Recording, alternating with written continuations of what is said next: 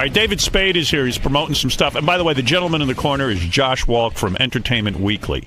I call it EW. EW. I did the cover. Here, I'll let you say hello to Josh. Is that you, Josh? Let me see. No. See if that works. Nah. Scott didn't set it up right. See, to say test 1, 2. Test 1, 2. Say it again. Test 1, 2. No. He didn't set it up right. He sucks. Try it again now. Test 1, 2. There it is. There He did set it up. I'm an idiot. Who's the idiot? Hey, Spade. Hey, Spade, sit over there. Just be quiet. Spade's looking to make quote of the week. Yeah, Spade wants to know if he can be quote of the week. Yeah. I'll see what I can do. Right underneath something from, like, fucking Gilmore Girls or something. Gary, I take my time. Did you ever do the cover of Entertainment Weekly? I bet you did. I said no a couple times. Turned it down? No, I did it once. I think, yeah, during Just Shoot Me. I did one. It was fun. The best cover I ever did. I can't wait to hear about your photo shoot. Why? Because it's got to be all about you every minute? Come on, we're going to discuss Gary, some of his stuck. outfits. Gary. What's the matter, man? He's in trouble. David has special headphone needs. Shut up. Yeah, you do. Be honest. I don't know. It doesn't move. Such a pain in the ass. Look, he's got a whole different I'm not setup. in the union. Why do you need special headphones? The hell are you up to? Let's give you something to talk about. Did you bring in your iPod? What is that? Let's You and give Belzer. you something to... Belzer has special headphone needs, too. Right. There's a couple of guests who are I real have a pain in the ass. reason. Belzer has a reason for special Yeah. What's your headphones. reason? Oh, I thought I had a reason. What does he have? No, Belzer because he got dropped on his head. No, Yeah. No, that's not what he the says. reason. Oh, by the wrestler? Right. No, he's just Hogan. Hulk I saw Hogan. that. You saw that, Artie. Yeah, I did. It's funny. We had Hulk Hogan in here. He said it was a mistake. Yeah, he now regrets it. And his wife tells a story all Avoids better all than him. lawsuits. I don't know what's Yeah. funnier, that or the John Stossel thing. They're both funny. Yeah, Stossel got smacked in the head by a wrestler. That's an open hand slap. Is that fake, John? Anyway, I was talking about Entertainment Weekly, the best cover Yeah. I ever did in my life, and I've done some covers. Sure, some good ones, Some too. good ones. But the best cover was Entertainment Weekly. Oh, my God. Spade is just goofing on you. No, I'm not. I look over at Artie. I haven't seen him in a while. 12 years ago, they had me on the cover with holding a baby, and it said, "Who's afraid of Howard Stern?" And it was good. It was good. Yeah. Well, that's nice. It Where's was a that kid now? The kid's 12 years old now. Probably It's in has jail. Probably has that cover hanging all over his house. It's his big claim to fame. Right? I He's think like, that's Dakota Guess Fanning. what famous guy raped me when I was one? And you know what else is weird about that? I remember doing the shoot thinking, what kind of parent I know. puts their baby in Howard Stern's disgusting arms? Yeah, Sure. why is the baby spending the day with you? They probably Showbiz got- parents. Yeah, they probably got 5 G's for that. You kidding me? Yeah, but so what? Paid How the rent about, at how the- about all babies are cute, so they're like, mine's really cute. I'm going to put them up for auditions. My kid could work. That cover paid He's the so rent cute. at the Oakwood Apartments for 1 month.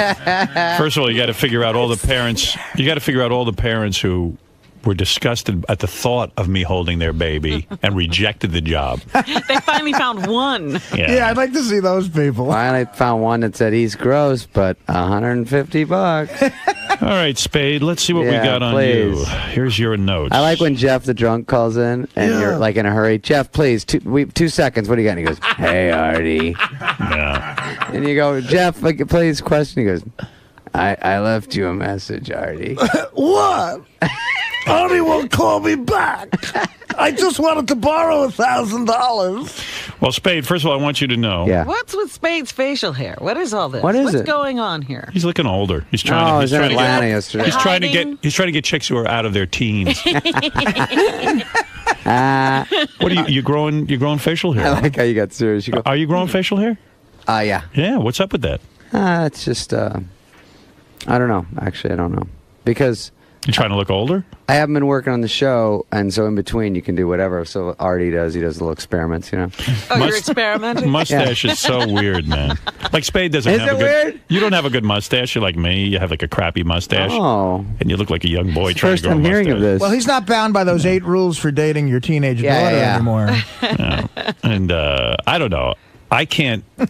Just like mustaches are weird. They're a little weird. It's just hair in the middle of your face growing. Yeah, I'm looking at it from the side, and it sort of it looks like you're dirty. Or Oh, something, you like it. know? Thank It's you. not- I've been doing the Fu Manchu thing lately, but when you're fat, and your face is fat, the Fu Manchu is awful. You look like that King Tut on Batman, you know? Yeah.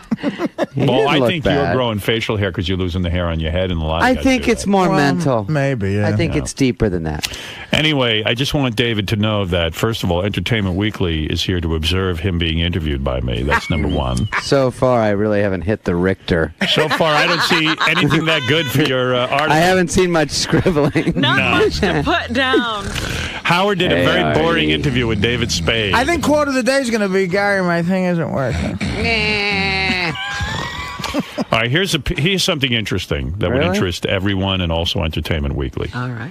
All right. So David does a show for Comedy Central now called Showbiz Show, where he goofs on celebrities. Very funny. David is friends with Brad Pitt and Vince Vaughn. And Do they know that? I think they know it. How close are you to Well, Brad David Pitt? says it.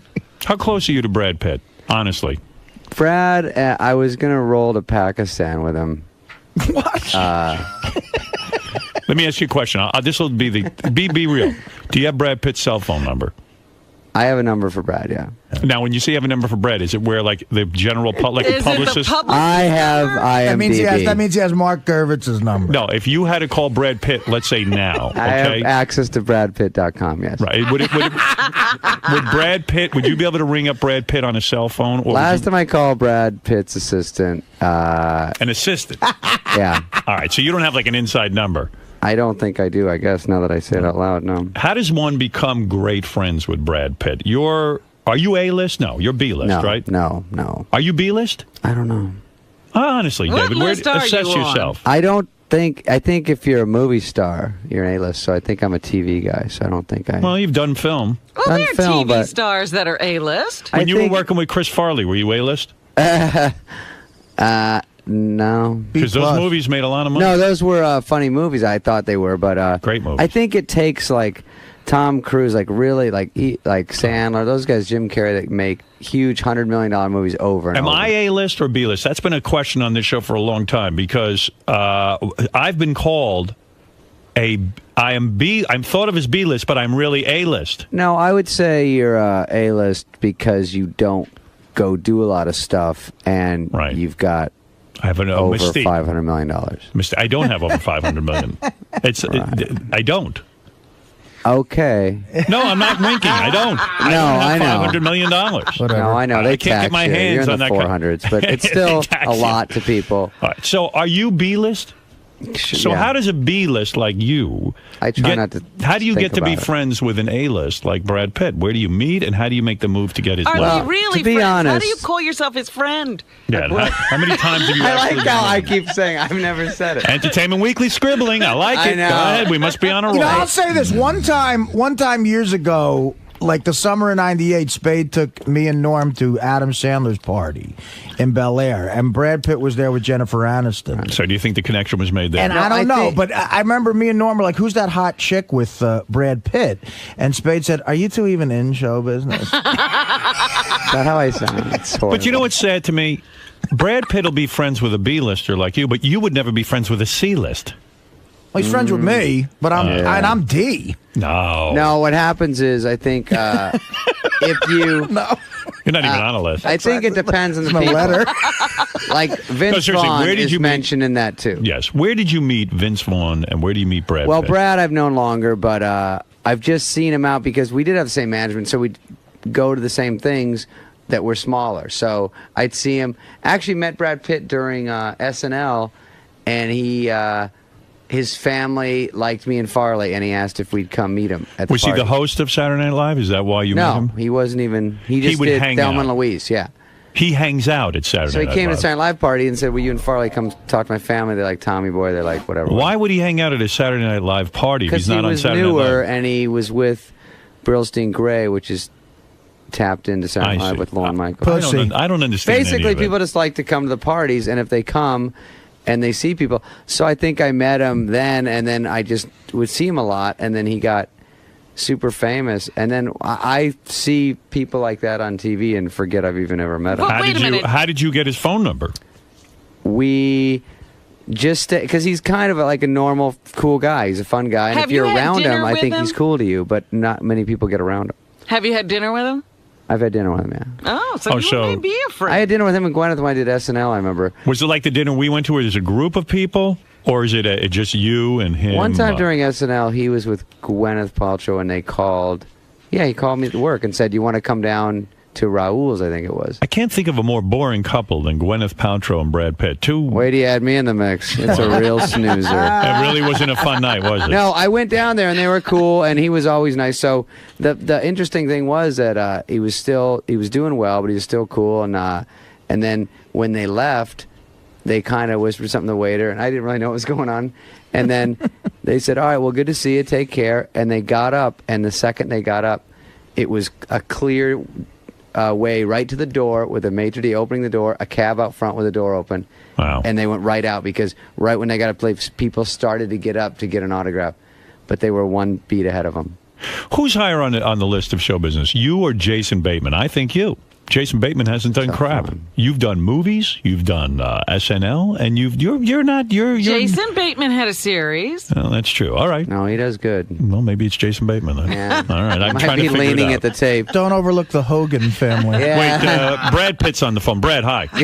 How are you? Yeah, this is Brad, but I don't know this asshole. Jesus, Brad, come on, be cool. Brad is Puerto Rican now. All right. So let me understand something. So you have somewhat of a So we're relationship. friends, and then now that he's with Angelina Jolie, do you hear and from I'd him? known Jennifer because her mom lived next to me, so I'd see her before she got friends. Then she got friends, and she was always nice. And then we were pretty. I mean, we talk here and there. And then I went to their wedding. Remember that? And you had a problem with that's that. right. Yeah, That's right. You had I had a problem. big with problem with that. Yeah, I you know. didn't like it.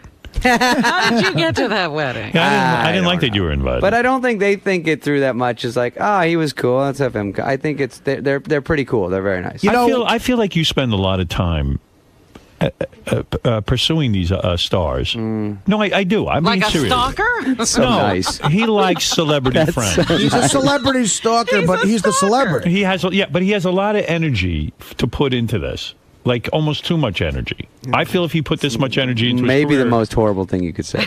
When No, it's true though. I know you somewhat. I mean, we do talk on the phone privately. Who's he stalking now? It's not that he stalks people, but he puts himself in positions where he can party with celebrities. And because he's funny, people like him. Like when we were making the movie together, me and Dave, you know who he had dinner with like once a month was Al Pacino. Wow. Really? Look Yeah. at you. You were friends with Al Pacino. Come on. Well, David puts energy into this kind of stuff. But Would you Pacino thought he have was ever funny. guessed it? yeah, that's what happens. I mean, there's now and then like you. Like you're not that interesting, but you're kind of funny. And I'm not interesting at all. no, I mean, let's I'm be not.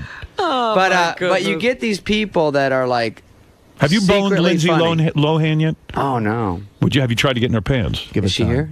No. This Would I guy's try- got great stories of chicks he tries to get in their pants, but he never comes clean. Come clean yeah. today. Today's the day. Is it? Come on. Entertainment Weekly's here. Oh, Yeah, they want to know. Throw this guy a bone. yeah. I Have you met Maddox and Zarooster?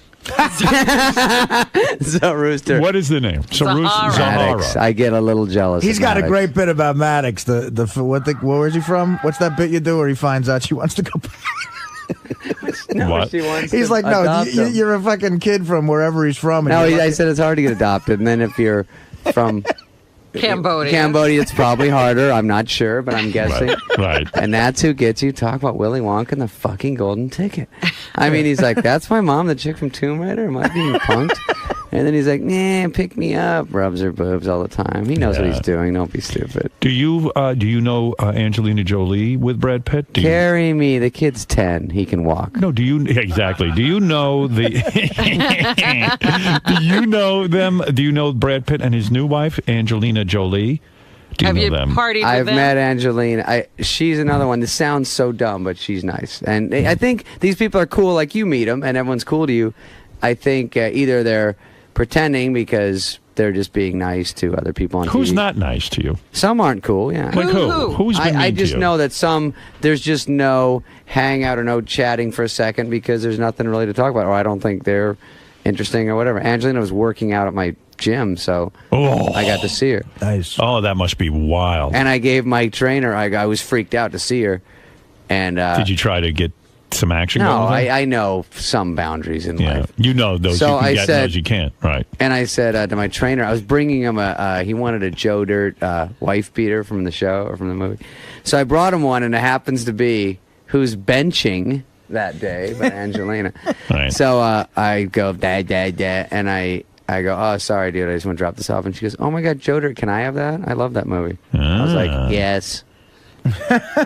You know Here's who my wallet, too. You're not going to get Angelina Jolie, but you know who you should go after? Zahara when she hits 18. Don't worry, that I'm would on be, that. You're on it, all right. Oh, yeah. Why do you think Exactly. Angelina is so far out of your league? She was She's out of married every to guy's Billy league. Bob Thornton. Well, That was a fluke.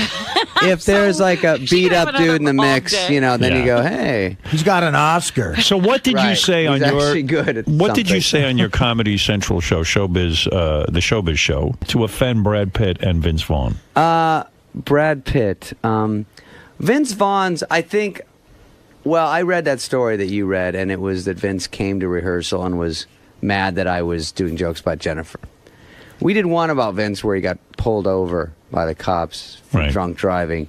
They said they pulled him over because he looked drunk, beat up, tired, and sleepy, and then they found out that's how he always looks. Right. And he And they took let him offense go. to that. He took offense to No, that. I don't think he did. I think I'd seen him since then. Okay. And why did Brad Pitt get offended by your... I don't know. We do a few jokes about those guys, unfortunately, because if it's a news show, our guy from EW, whatever's going on, we kind of look at that stuff and go, oh, what's in the news? And we do jokes about it. Because But so it's how like, do you expect to hold on to these Hollywood connections? I don't really. I mean, You don't? he's been great. I don't see a huge future for us, but Right. he's always nice. I think he would still be. I'd seen him. It's actually been a while. So you didn't get a call from him saying he was upset No, with he's you? not mad, and we have the same publicist and the same manager. But Right. Vince Vaughn never approached you because that's Well, supposed to be with Jennifer, a I think face-to-face. is the toughest one because I see her more, and she is in the mix of the show more, and that's the hardest one to try to figure out. Because we did one where we said Jennifer Aniston's. Remember the guy broke into her house, Yeah. and we said Jennifer Aniston had a guy break into her house, and he got sentenced to 1 year in jail. Things apparently went better for the guy that broke out. They show Brad Pitt. Now she gets mad at that? I don't know, but I would imagine if you're going to get mad at that one. Right, okay. So But let's... she's, I can't expect miracles. Is she going to be super excited that now and then we throw a joke in? No, but I've had jokes about me. I don't like it. I say I do, but I don't, and Right. it's a drag. Let's go to Owen. Owen, you're on from Long Island How's with it David going? Spade. Go ahead, Hey, Owen. Howard. Wilson. Hey, Owen. Fan, man. Hey, Hey, Owen. now. And Artie, man, huge fan. Love your DVD. Thanks, man. I appreciate it. No problem. Howard, Lang with an E. Thank you. Spade is looking for the next big celebrity because Farley's going to frickin' claim his fame again. He's nothing anymore. Who, Spade? Christ, come Yeah. Come on. Where's I that? found one. Napoleon Dynamite. Oh, yeah?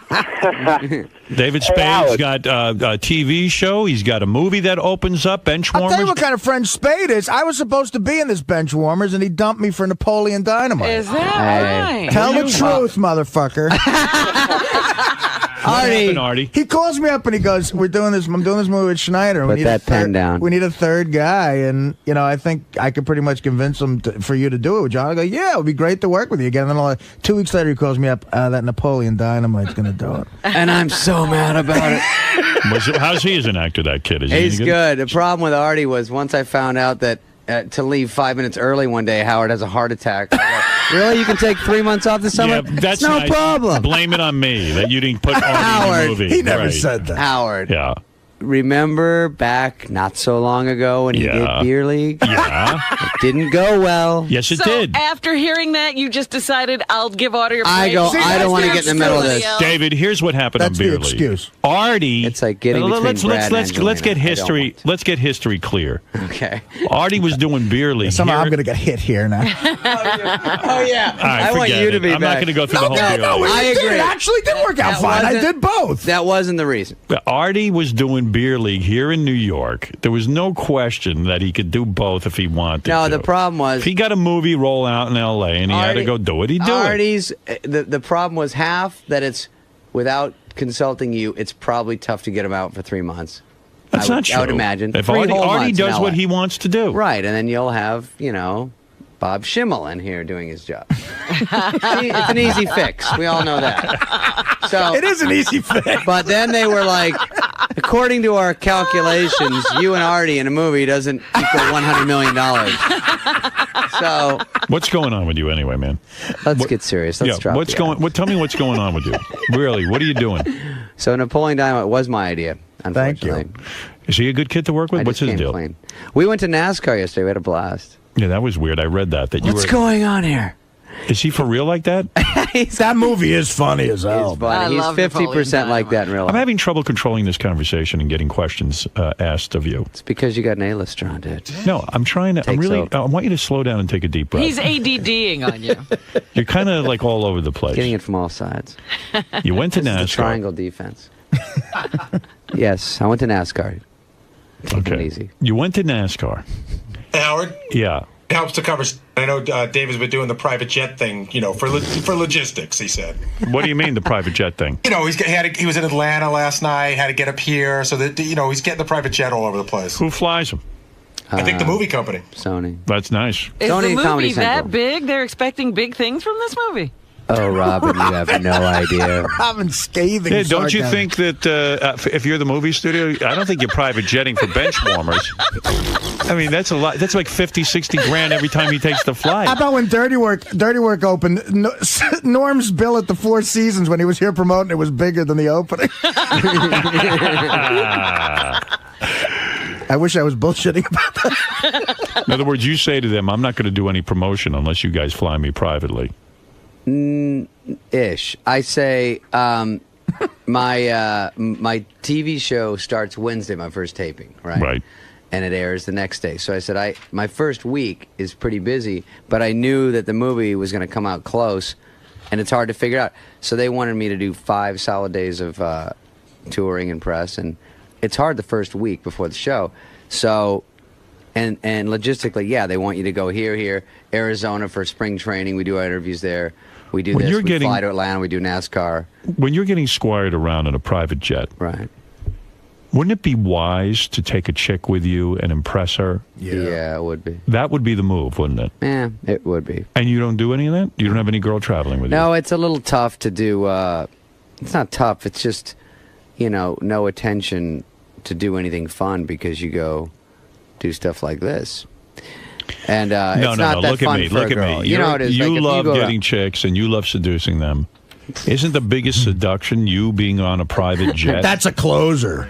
I mean, why wouldn't you take that private jet and say, "Listen, I'm bringing someone with me," and squire her around and show her how powerful you are? Well, because I have some people that have to come, and Who?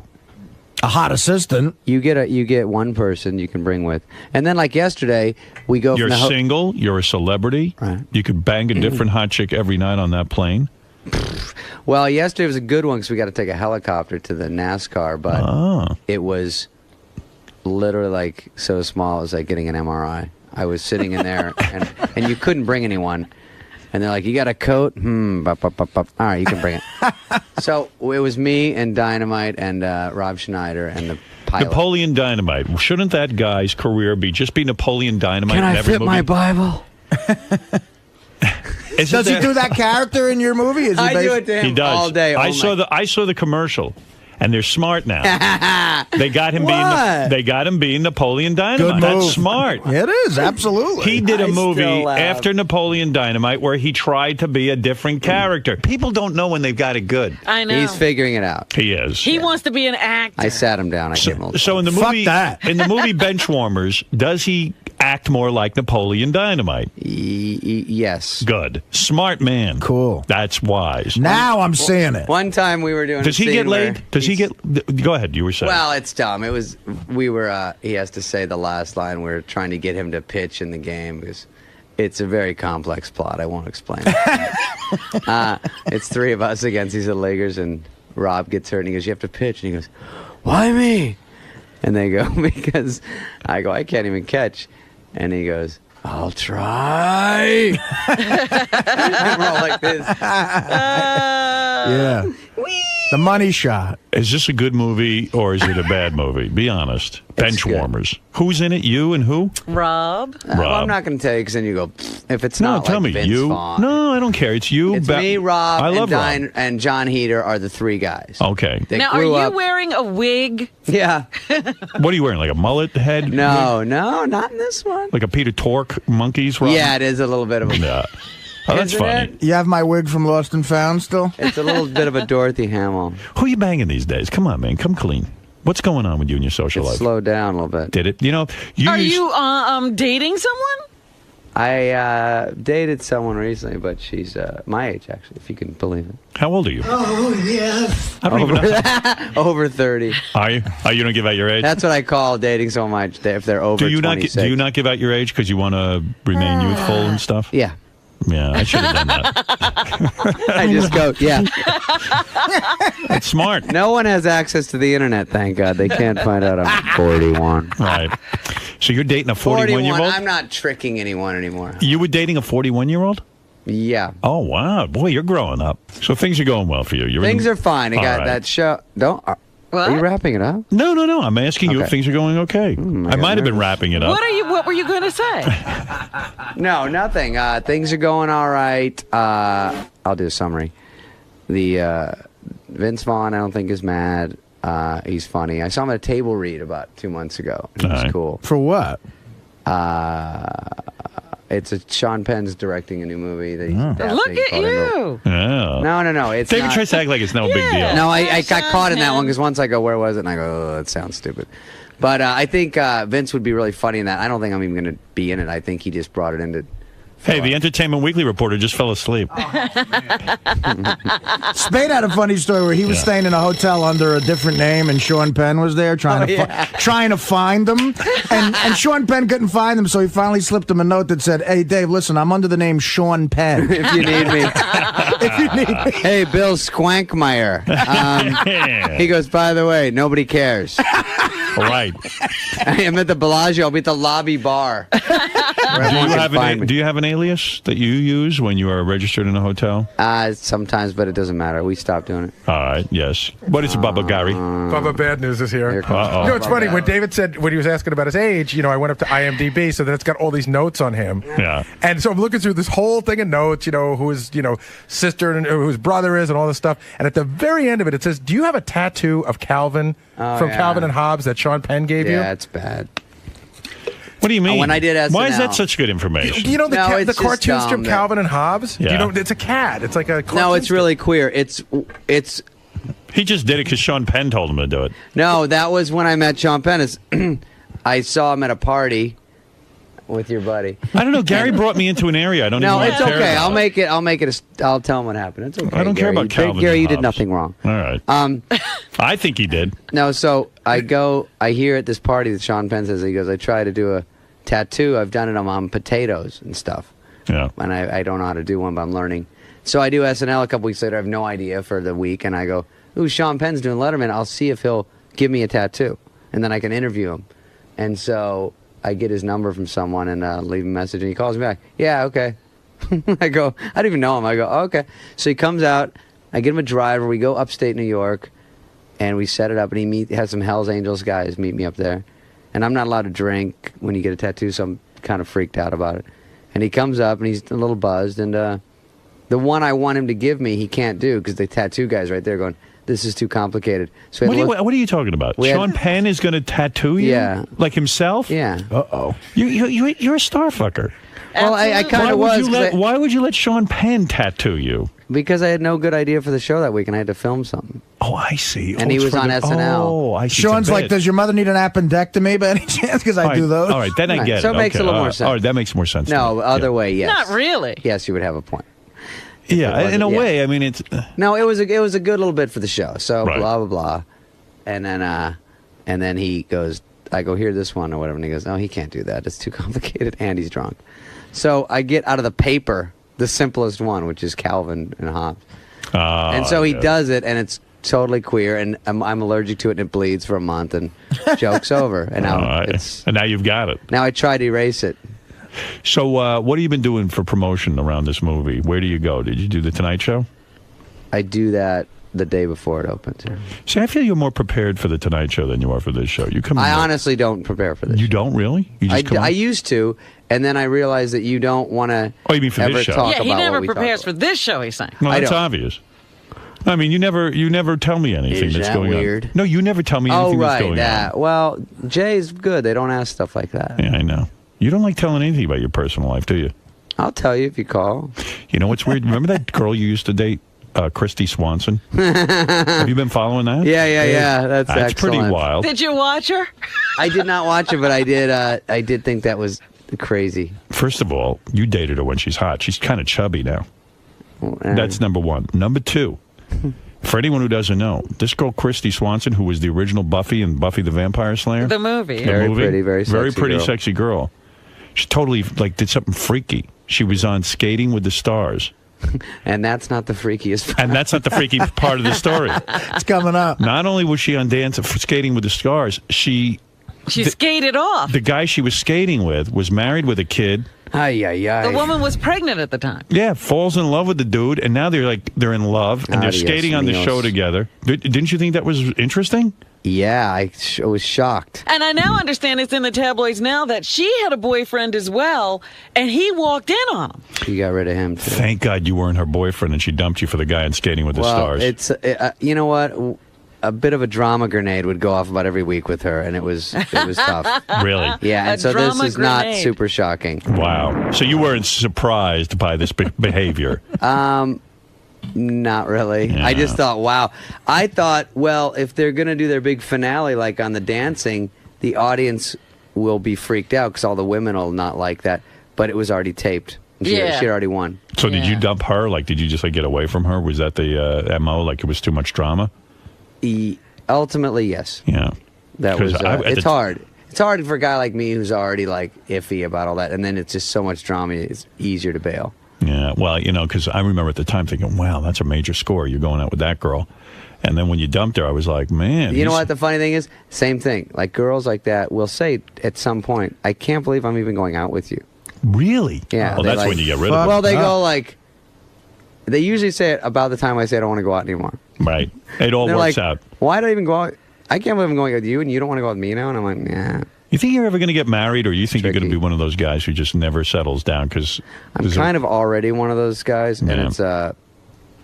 it's a little weird. Are you going to be one of the guys who waits till you're extremely old to do it? maybe. Well, I'm not too far from that. I think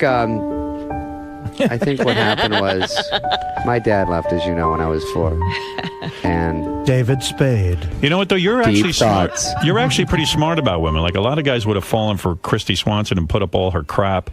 But, I you see were that. able- Yeah. At least you were able to sort of see through that forest and go, I can see clearly now.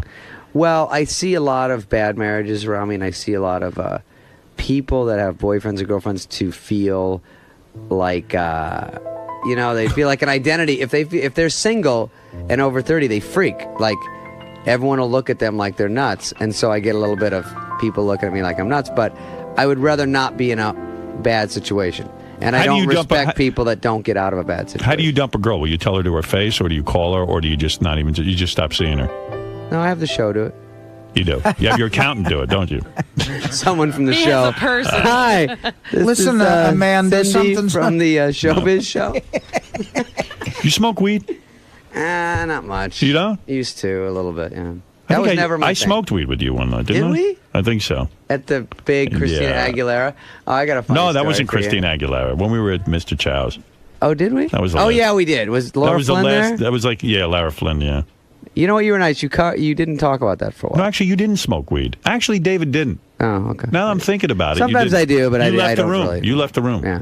Did I left the Laura room and leave called the the room? police. Lara left the room. Yeah, no, she didn't smoke weed. We had a That's situation at Mr. Called Chow. nine- They would 911. give her the munchies. I had a probably, showbiz night out in California where I was just trying to impress everyone, so I smoked some weed, and of course I bummed out, and I had to be brought back to my hotel room, and I crawled into Is a that hole. the night they brought you back Yeah, because you were yeah. out of your mind? I was with Spade. No, you know what I did? I went. Remember that joke you used to say about Christina Aguilera? Yeah. That you kind of twisted the story, but fine, it's your show. I didn't twist any What story. was the twist? Remember we were at the Grammys? I went to a Grammy party with him when I got I have single. a new story for that. Okay, but wait a second. I went to a Grammy party with David Spade when I got single. Right. We were You're better hanging off out. with Stamos. He does a lot better. I'm better off with you. You be the John Stamos in the group. I'm John Stamos in that group. There's a bunch of hot chicks around. You want John Stamos walking in. Oh, you're right. Yeah, it works out great. No, but Spade and I were at the party, and Christina Aguilera was there, and she was, I don't know what she was doing, but she was laying on a couch. Yeah. And she had just won a Grammy. And Spade says to me, wow, hey, there's Christina Aguilera. I said, you want to meet her? Look at me, like big shot. Yeah. I go, you want to meet her? Yeah. And David goes, yeah. And I go, Like you know her. yeah. So I walked up to her. I go, Christina, hi. How you doing? Ay. And I go, I want to introduce you to my friend, David Spade. And Spade goes, oh, hello. He goes, what are you doing here? She goes, I just won a Grammy. And Spade goes, oh, great. Because we didn't watch the show. Yeah. And Wonderful. And then you struck out completely. Yeah, then it was downhill from there. It's too bad. She's hot. She's so hot. Oh. So I see her again. Oh, yeah? So I see her at a, was it Grammys recently? Yes. Or something? Grammys or Oscars? Oh, yeah, I think it was so I go to some thing. Yeah, it was the Grammys, maybe. Yeah. So I go to some little doodad, and I see Ellen DeGeneres, right? Right. So, Who looks like Owen Wilson? and she goes, how's it going? And so sounds like Owen Wilson. Yeah, so we see Hey, how's it going? how's it going? Sounds like Jack Nicholson a little bit. A little bit. Yeah, go My ahead. impressions All aren't right. really up to speed. So then I see Aguilera there with some other people, and so Ellen goes, she's really cute, don't you think? And I go, yeah. And she goes, you should go out with her. And I go, Okay. yeah. I go, I think that guy. I think Good idea. She's married to that guy, though. Right. She goes, no, she's not. I go, she's not? No. I go, oh, really? She goes, yeah, hang on. And I go, uh-oh. I see her walk over, lean over the couch. Hey, points to me. She goes, yeah. What do you think of him? Oh, he's nice. Why'd you go out with him? Because I'm married. And she come, and I'm like, slow motion, like, wait, was she doing it? Like, everyone knows but her. Right. So she comes back. She's married. So what else is up? I go, did you just, how did I look stupid all of a sudden? Well, hey, you know what? You'll meet the woman of your dreams very soon. Your soulmate is out there. Your soulmate's out Yeah, there. chances are it wasn't going to be Christina Aguilera. Yeah, Sexy, though. Sexy, I don't that know. one. But anyway, listen. Adios, mios. David is in a movie called The Benchwarmers. It's about like some dudes on a baseball team, I believe. Try not to go, Howard. Sounds like beer league. Sounds like beer league. It's Wait actually a it's actually a second. watered down version of Beer. He claims it's a funny movie, and I'm going to take his word for it. On the helicopter. Have It you is funny. Have you actually seen the I movie? saw it with a crowd. You did, and they enjoyed it and laughed. Did they do a test audience? Did they test the movie? Oh, yeah. And did Is they, this going to come in at number 1 on its weekend? I would hope. I think now that we talked about it over the weekend, the Ice Age is before us. The Ice Age is going to do well. That's the week that's before. opening the week before. Okay. So I think we'll be up there, and and we went to NASCAR yesterday, and a lot of those people, besides Joe Dirt, know Napoleon Dynamite. Right. They love him. All the drivers. They do, love him. yes. That should bring in a lot of people. Yes, Gary.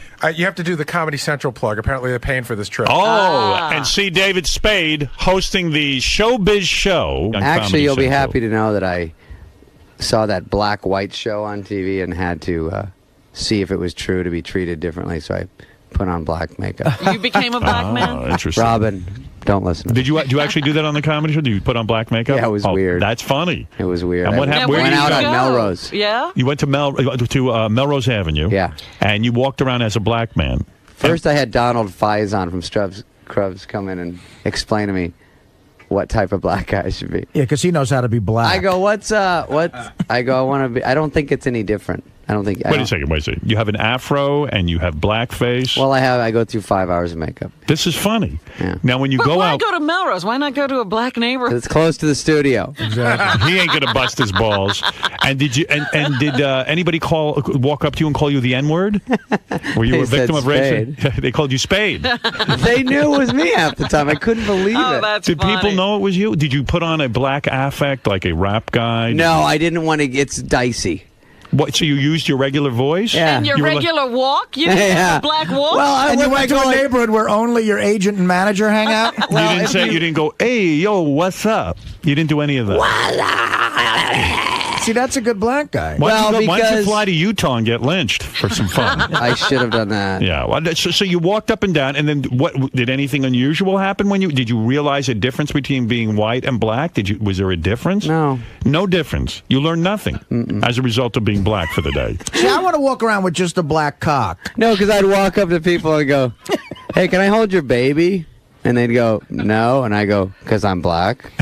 And they'd be, "No, because you're weird." That's right. All right. All right. Anyway, go watch that show. That The is called- Showbiz Show is see very that. funny. very Yeah, I funny gotta show. Really funny. I Good watch it. That one will be on Thursday with the black guy. Now we're doing the wrap up. We've done with you. You were fun, Howard. I hope like so. the new And- studio. I like when you walk in, there's no one in the front anymore, just like the last place. Do you like the satellite setup? Isn't it Oh, fun? It's great, beautiful. And I guess most of the $500 million went in your pocket. No, but it's nice. And let's check in with our Entertainment Weekly reporter. Oh, Was how'd that this go? a good interview? How'd Do that you go? feel that something was learned, or is this going to be? Oh my God! I sat It in. was on a train wreck. What do you not think? that I bad. think I can make it work. You can make All it right, work. Get me on the Simeon. What was the highlight? What was That the would be highlight great, of David. the? What was the highlight of the interview? With the highlight? Yes. Did David say anything that you Highlight's felt a was a strong highlight? word. How can I pick one? That's right. I think when the guy called in and said he loved my DVD, that was a highlight for me. Artie Lang with an E. It's the whiskey talking. You know who's trying to get in the studio? Booker. Booker's out there. Booker? Yeah, what's his deal, by the way? What's going on with him? He works. Booga. He works for the television TV Guide channel, and I think he's doing a piece Hey, of on I don't know behind the scenes Oh, of okay. Howard TV or something. Oh, really? Behind cool. the scenes Yeah. of Entertainment Weekly, he's doing a story on him. Yeah, I think he should follow around the Entertainment Weekly reporter. But Hey, I Spade. wonder if David made quote of the week. Did he say anything significant? Quote of the week is tough. I want to get in there, so keep your eyes peeled. Here on the show. Booker, you everywhere. want to say hello? Or can't you? Would you be an enemy of CBS? Yes. Can he do the satellite radio show as well? I don't know. Let's find out. Who is he? What does he do? He's a disc jockey over at my old radio station. One of your 500 Yeah. employees that works. You want to? I see you standing around out there. Meandering Booker is a disc jockey at Free FM, Thank you for formerly the plug. K-Rock. Where? Over in California or here? No, here. Here, this one. Here in New They York. have Free FM here, too? Yeah, it's everywhere. It's Yes, infiltrated. it's taking the country by Oh. storm.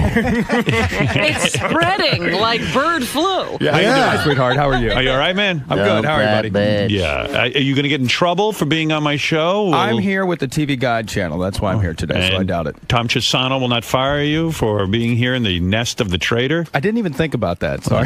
Yeah. Well, You might get you're my sued. friend. You are my friend, and That's right. You could I am get here sued. promoting your television shows. what are you eating, David? What are you eating? What is that, chew? Very professional, by the way. What on is the air. that? What is that? Tobacco? I'm sorry, brother. He's got to go to NASCAR and fit in with those people. Get her done! I got here at What do you- 5:15 to go on, and I've been here for Are you having a chew? What is that? just a Little snuff. protein bar, just something to get me going. Protein bar. Protein bar. Get her done! I'm such a pussy. How's things I can't going even at hide it. How's things going at Free FM? For me, they're well. They're going for you well. Yes. Tom Likas. Dumb that bitch. He's the LA guy, yeah. That's the LA guy. Yeah. Oh, he's only LA? Only LA. I Apparently need to Tom, get a chart. Yeah, what Tom is has it, issues Gary? with women. To say David's eating the bar because that was another thing I saw in his bio. He's hypoglycemic. All Oh, right. God, well, good all for these him. hot things about me.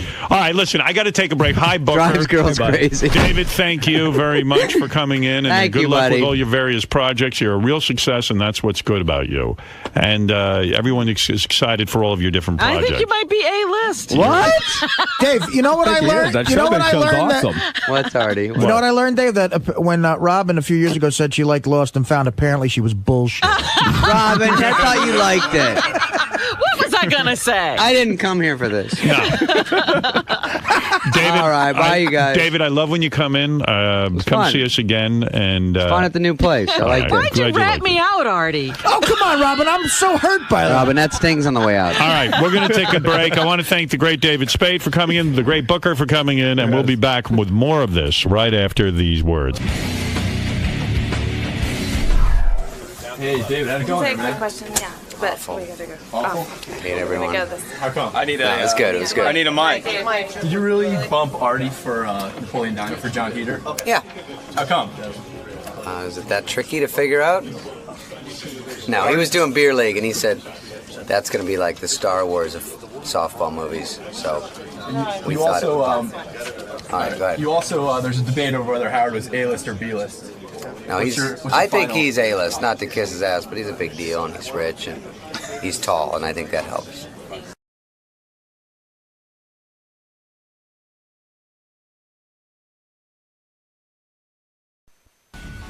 Tommy Chong's here to promote his new book. I want to say hi to Tommy. I can't believe Cheech and Chong got back together Yes, again. we That's a can miracle. talk to him since the reunion. Remember, he was having a little trouble talking to Cheech. Tommy Chong is part of the famous comedy duo Cheech and Chong. They've been apart for years. Suddenly there's a revival. I don't know how Tommy and Cheech got back together, but we'll hear the whole story. There's a good guy. Tommy Chong. I love this guy. Big fan. Tommy, did Cheech and Chong make a lot of money? Yeah, we did pretty good. I mean, enough that, like, you and Cheech getting back together, was it a money-driven thing? He got divorced just recently. And then he called you. And a guy like Cheech doesn't. How you doing, Tommy? A guy like Cheech doesn't sign a prenuptial agreement with his wife. No, well, even if he does, you have to give the minimum, which will break you anyway. Right. There's some money that exchanged hands. Yeah. Cheech, I guess, got full of himself. Cheech and Chong was such a great comedy duo. And then I think Cheech got a little full of himself with the acting. Well, he lives in Malibu, he hangs out with Geraldo, Right. His fancy friends. The parties, So how do you the guys... golf. Then the golf. Yeah. How do you guys end up getting back together again? Well, I wrote that book. Right. This book. The Right. unauthorized autobiography. Of Cheech and Chong. Cheech and Chong. He had nothing to do with it. Was he upset that he didn't have anything? Yeah. I mean, in other words, if there's a Cheech and Chong story to be told, you would think Cheech would be a part of it. Yeah. Right. Yeah. But you said, hey, this cat's not calling me, so I'll write the fucking book. That's right. That's right. You were there. You know everything that happened. And I'm the writer. Right. And so I wrote it. So he picked up the phone and said, wait a second, if you're telling my story... Well, more or less. And- More or less. What he did, him and his managers put a tour together. Right. And they offered me the tour, and I said, I'll do it if provided my wife opens the show, and he said, yeah. Before that, he wasn't really thrilled to having my wife anywhere near the group. Really? The two of us, yeah. What was it like? I mean, how long had it been since you had any kind of communication and seen your former partner, Cheech? Well, we were talking about a movie just before I got busted. In fact, when I got busted, that ended the movie idea. He distanced himself.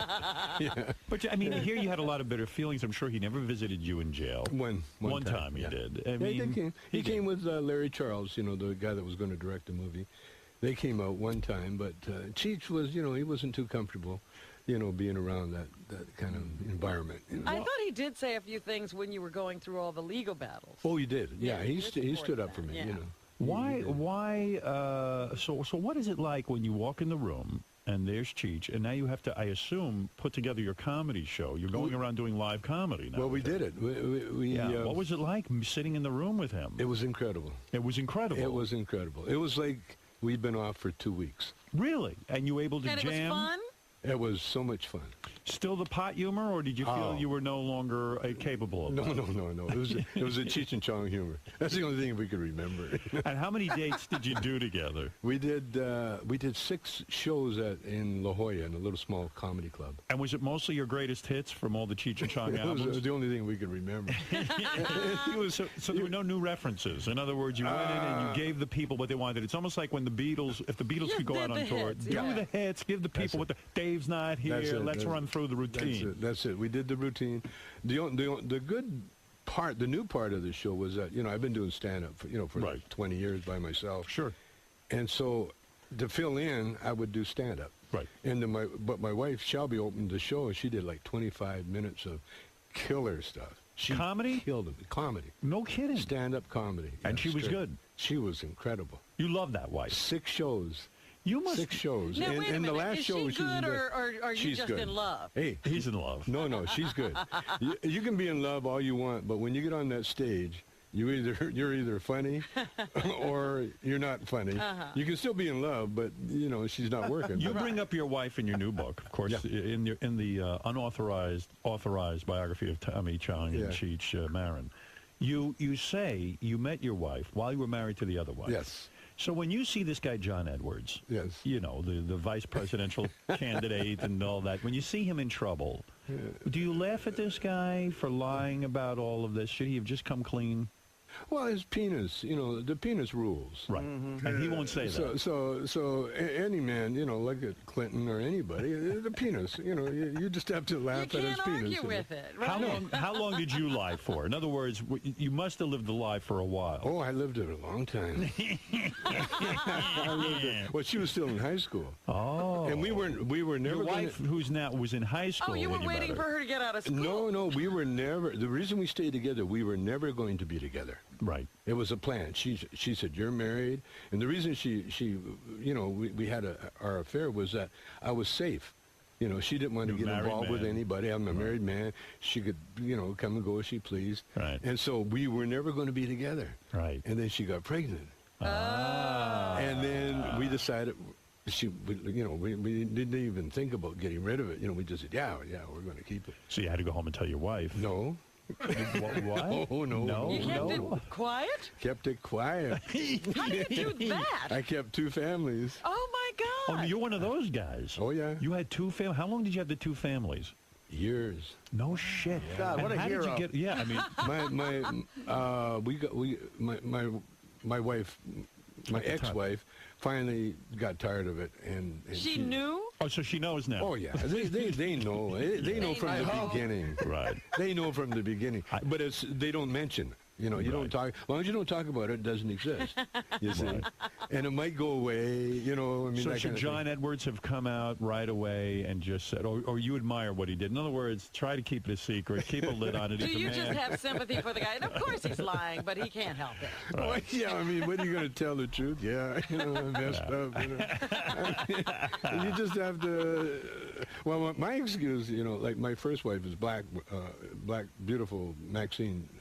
Black woman. And so I just, my joke is that, I became so black I ended up marrying a white woman. But you've never cheated on this new wife. No. Well, not officially. Oh, my God. No. The love of your life. What happened there? No. There's a lot of high school Is kids that in the around. book, too? It's not the guy, it's the penis. I know. My penis has been retired. What did your penis do? No, it's retired. It's been retired for years. You have a black fixation, though. I know your current wife is white, but you always wanted to be a black guy. You grew up in a black neighborhood, I take it, and then you said, hey, man. Well, I grew up in Calgary, the only black neighborhood. There was like 6 black people in the whole city. Right, but you were fascinated. But I found it. I found them. Wherever they were, I found them. Yeah. And when I got into it is to be a black man. Are you serious? You wanted to be a black man? Oh yes. In Canada, he was ready for it. Canada. In Canada, Oh, listen. If you're a black guy in Canada, you get the foxes of foxes. Really? Yeah. Because there's so few. Yeah, there's so You're few. a novelty. And you don't have to sing. You just have to be able to stand on stage and hold a microphone and make a noise or something. And all the girls would flock. Beetlejuice would get laid. Here we are celebrating the career of Cheech and Chong in this new book. And, you think about it, isn't it a miracle that a guy like Tommy Chong and a guy like Cheech Marin succeeded? I mean, how many comedians can really make and generate the record sales and the money and the stage money? It really is a phenomenal thing, right? Do you ever look back on it and go, how the hell did it all happen? Oh, yeah. How did you two find each other? He was dodging the draft up in Canada. He was the only Mexican I know that snuck into Canada. He had it all wrong. Yeah, and he actually became a landed immigrant for a while. Yeah. And then he met me, and I had a acting group going, and then the acting group broke up.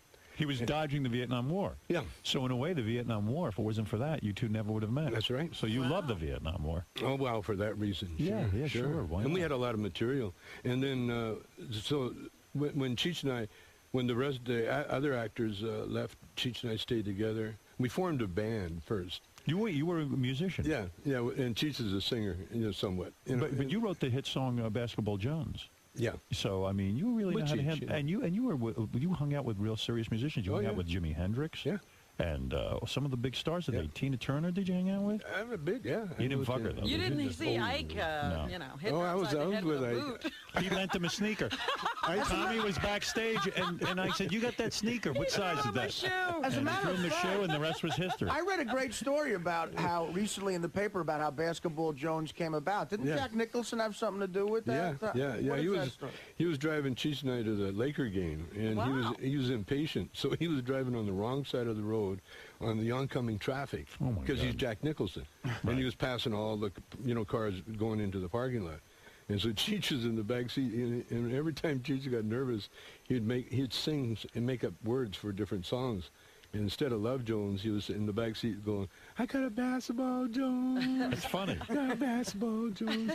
And he sang that, and the next morning, next day, I remembered, and we went into the studio, and it was a big hit. And then we wrote the rest of the How many records did that sell, Basketball Jones? Oh, no idea. You don't even remember.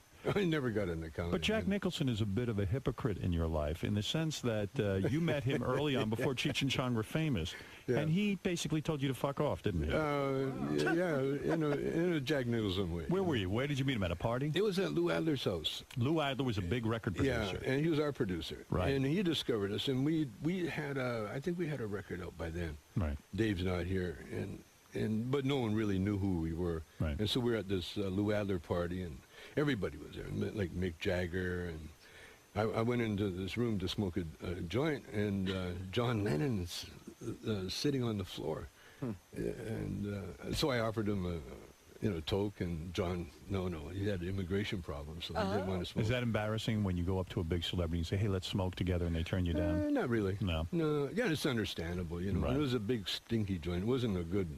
It was not like the shit you get today. No, not like today. No. And then Rod Stewart walked in. Yeah. And he started messing with his hair, and I offered him a toke, and he said, "No, his voice."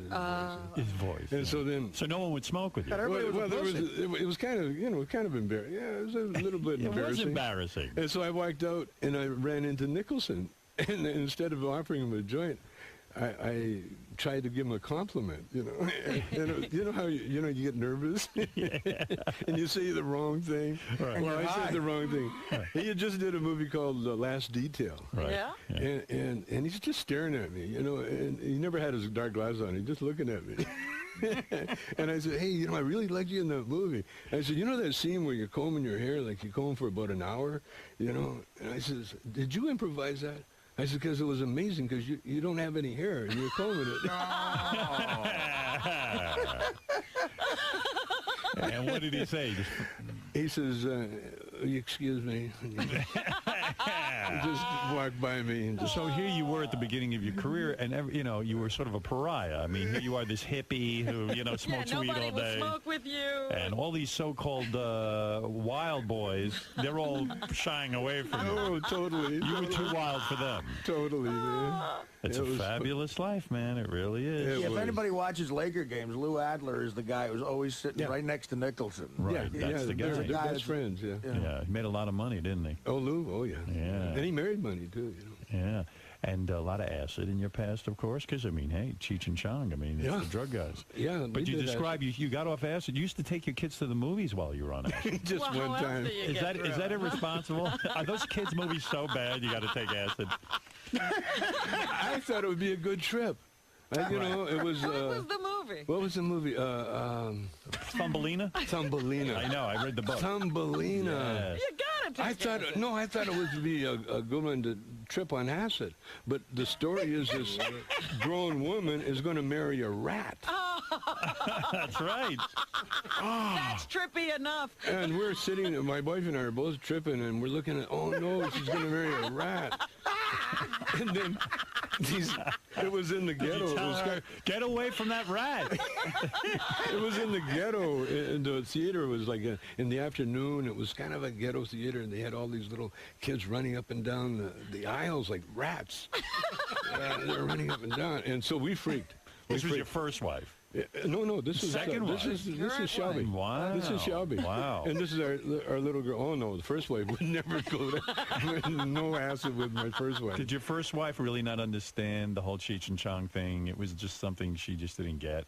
No, she didn't get. Yeah. Really? When to be married to you, you'd have to get what you When I came home as a comedian, like I left as a musician, Right. and when I came back as a comedian, She was like, I didn't buy into this. no, she said, and then I brought Cheech home Oh, with me. boy. This is my partner. I brought Cheech. He slept on the couch. We're both unemployed. The Mexican guy on the couch. Yeah, and she said, "Sorry, you're going to have to go." Yeah, and so I left. You could understand why the wife wouldn't understand that. But it was nice that I had nothing when I left. If she actually supported me and Shelby and I, Right. just giving us food money and let me use her car. She was nice. Yeah. Oh, she's beautiful. She's really beautiful. She must be. I've never seen her, but your daughter is so gorgeous. Oh, Ray Yeah. Dawn. Where's she Yeah. hiding? Where's she been, Ray Dawn, She's Chong? in Connecticut somewhere. Oh, yeah. She met a guy. She met No, a, settled down, got out of the acting business? No, she's still still but doing- she's writing more now, writing and stuff. So the Cheech and Chong reunion, the recent Yeah. reunion, wasn't about the money, was it? Was it like you guys needed the money? Or, Oh, yeah. Oh, you need the money. Oh, Well, you okay. need more than the money. We needed. Cheech needed his title back. Right. Cheech of Cheech and Chong. Right. He was Cheech with the art collection or Cheech the golfer, and now there's no money in that. And he's got a new Jeopardy girlfriend. champion. And he's got a new girlfriend. Oh, no He's kidding. got a beautiful Russian concert pianist. No kidding. And she, young girl? Yeah, young. How very old? Young. Still 30s? under 30. No, under 30. I think. How the fuck old is Cheech? Oh, he's 66. That's expensive, And he's man. got a girlfriend under 30. Yeah. Son of a bitch. Yeah. Wow. Well, he looks Does like he have any kids? He looks like what? he's worn out. Oh, God. He's got that look like I got to go home and I don't know. Wow, but I mean, Service her, I don't know. I can that's do it. young stuff. But does he have kids? Because they might be older than her. Probably. Do you get jealous when you see Cheech with the young? I mean, I know you love your wife, no, but you don't. pine I'm at away- the age, you don't get jealous, you get curious. You don't get. It looks like more aggravation than it's worth. Yo, 'Cause you just want to see the video. Does Cheech have to do like weird shit with her, like go do stuff, and because he's got the young wife? Well, no, they got a different kind of relationship now. And, like, I've just gotten back into that world Right. just recently. Right. So I really, I'm not really that... You mentioned well-versed, You huh? mentioned in the book you vacationed in France and you went to a nude beach and you got a boner on the beach. Oh. That's not what you're supposed to do. They always say you're not supposed to get a boner on a nude beach. 'Cause it's not cool. Again, the penis rules. Yeah, right. Who has You tell your control over penis. boners? How long ago But was doesn't this? the sign at the beach say no boat? How long ago was that? It was in the 80s, early 80s, Right. like 81. So you go on the nude beach, you're with your wife? Oh, yeah. Yeah, and she's nude and you're nude. Yeah. And then there's all these nude women walking around. Oh, there's and you thousands of and you quite naturally get a boner. I would get a boner. Oh, yeah. Yeah, and but who are these guys who go there and then pretend like they're not excited by this? Well, we're all in the water. Gay guys. We're all in the water. You see guys in the water. Because this is like you could write a whole book about this, just about that subject. Yeah, how because do you do that? Every time I'd read one of those nudist magazines when I was a kid, that was before porno. They'd say, "Listen, Yeah. it's a faux pas to get a boner," and I'm like, "How could you?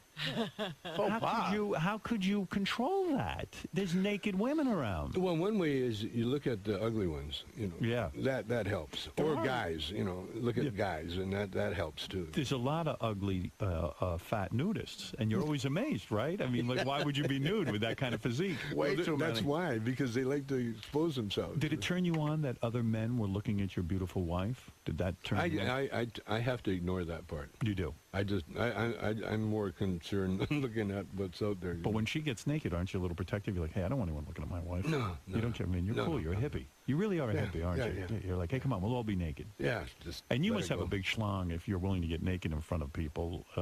If you were small, you probably Used to wouldn't do that. have. Not It shrunk? lately. What happened? Yeah, I've they- never heard of those. No, you going get older. away. Yeah. You get older. my. It's lack of use. Going back before the Cheech and Chong days when you were a musician, Yeah. you hung out with many famous people. Diana Ross, Jimi Hendrix. And It was you like say, you were the Zelig of show business. You hung out with everybody. Yeah, I did. and you say Jimi Hendrix had groupies, but they were very underage. Oh yeah, he had crazies. They're not groupies; they're crazies. Crazy. So it wasn't his fault they were hanging around. They just found him. Oh yeah. I mean, he attracted everybody. How old were the girls he was banging? Oh, who knows?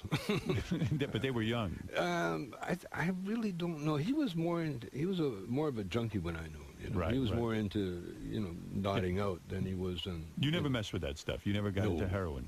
No coke. I've seen too many casualties. You know? Right. Jackson 5 you hung around with? Yeah, You knew Michael we Jackson? discovered him. You discovered that? Everybody now has discovered the Jackson 5. You, No, we did. Diana, We really did. No, Diana. Gladys Knight. No, Diana Ross discovered us. Right. Is that true? The Supremes came down to the club we were playing at, and she saw us, and she called Barry, who she was doing a thing with. Right, yeah. And Barry flew to Vancouver and signed us on the spot, and then forgot about us. Then we had to pack up and make our way to Detroit. But then we got on the road after I did the song "Does Your Mama Know About Me?" We're on the road, promoting it, and we played in Chicago at the Regal Theater. Is it there? Because you guys in your movies, and that's where we found the Jackson 5. They opened for us. Oh wow! And and you told people about them? No, we took them. Bobby Taylor actually had them stay at Bobby's house for a month before the Motown hierarchy song. Does it make you sad to see what had happened with Michael Jackson? That he's kind of like a freak. I've known Michael ever since. When he was a little 10-year-old kid, standing in a little box, combing his hair in the dressing room. And I've known Michael really. I've known pretty intimate. I knew him. He was at the top of his game when he was that age. Yeah. Right. And he never really got away from that age, that feeling. He was bigger than anybody at that age. Right. And then all of a sudden he grew up, but he still Childlike. He still wanted to be that age. Yeah, he didn't want to get older. No, That's he was a Peter drag. Pan. He really was Peter Pan. Yeah, it's sad. And But the rest of the family was kind of wacky too. Well, yeah, I mean, you're from Gary, Indiana, and all of a sudden you got millions of dollars. You're going to be wacky. You know what's funny with you guys though? In your movies, you made it out like you guys were shitty musicians. Like whenever you guys would start jamming with your guitars and stuff, it would always it sound didn't crappy. work, So yeah. it was a put on. You were a professional Oh yeah, musician. yeah. It's for humor, Yeah, right. That was the only thing I had against Cheech, going on duets. He was trying to be serious, Right. And I try to tell him before, always be in a character, Right. a funny character doing the music, because, Once you nothing start- more boring than a real good musician being a real good musician. When you were a musician, is that how you met Bob Dylan? No, Dylan came over to the house when I was a comedian. When you were a comedian and you were famous. Had a right? nice house in Malibu. Dylan was a fan of Cheech and Chong. Well, no, actually, Dylan, we had a mutual friend, a guy named Bob Gilbert. Right. Was this artist that built Dylan's house, and he built my house and Cheech's house and Right. boats and everything else.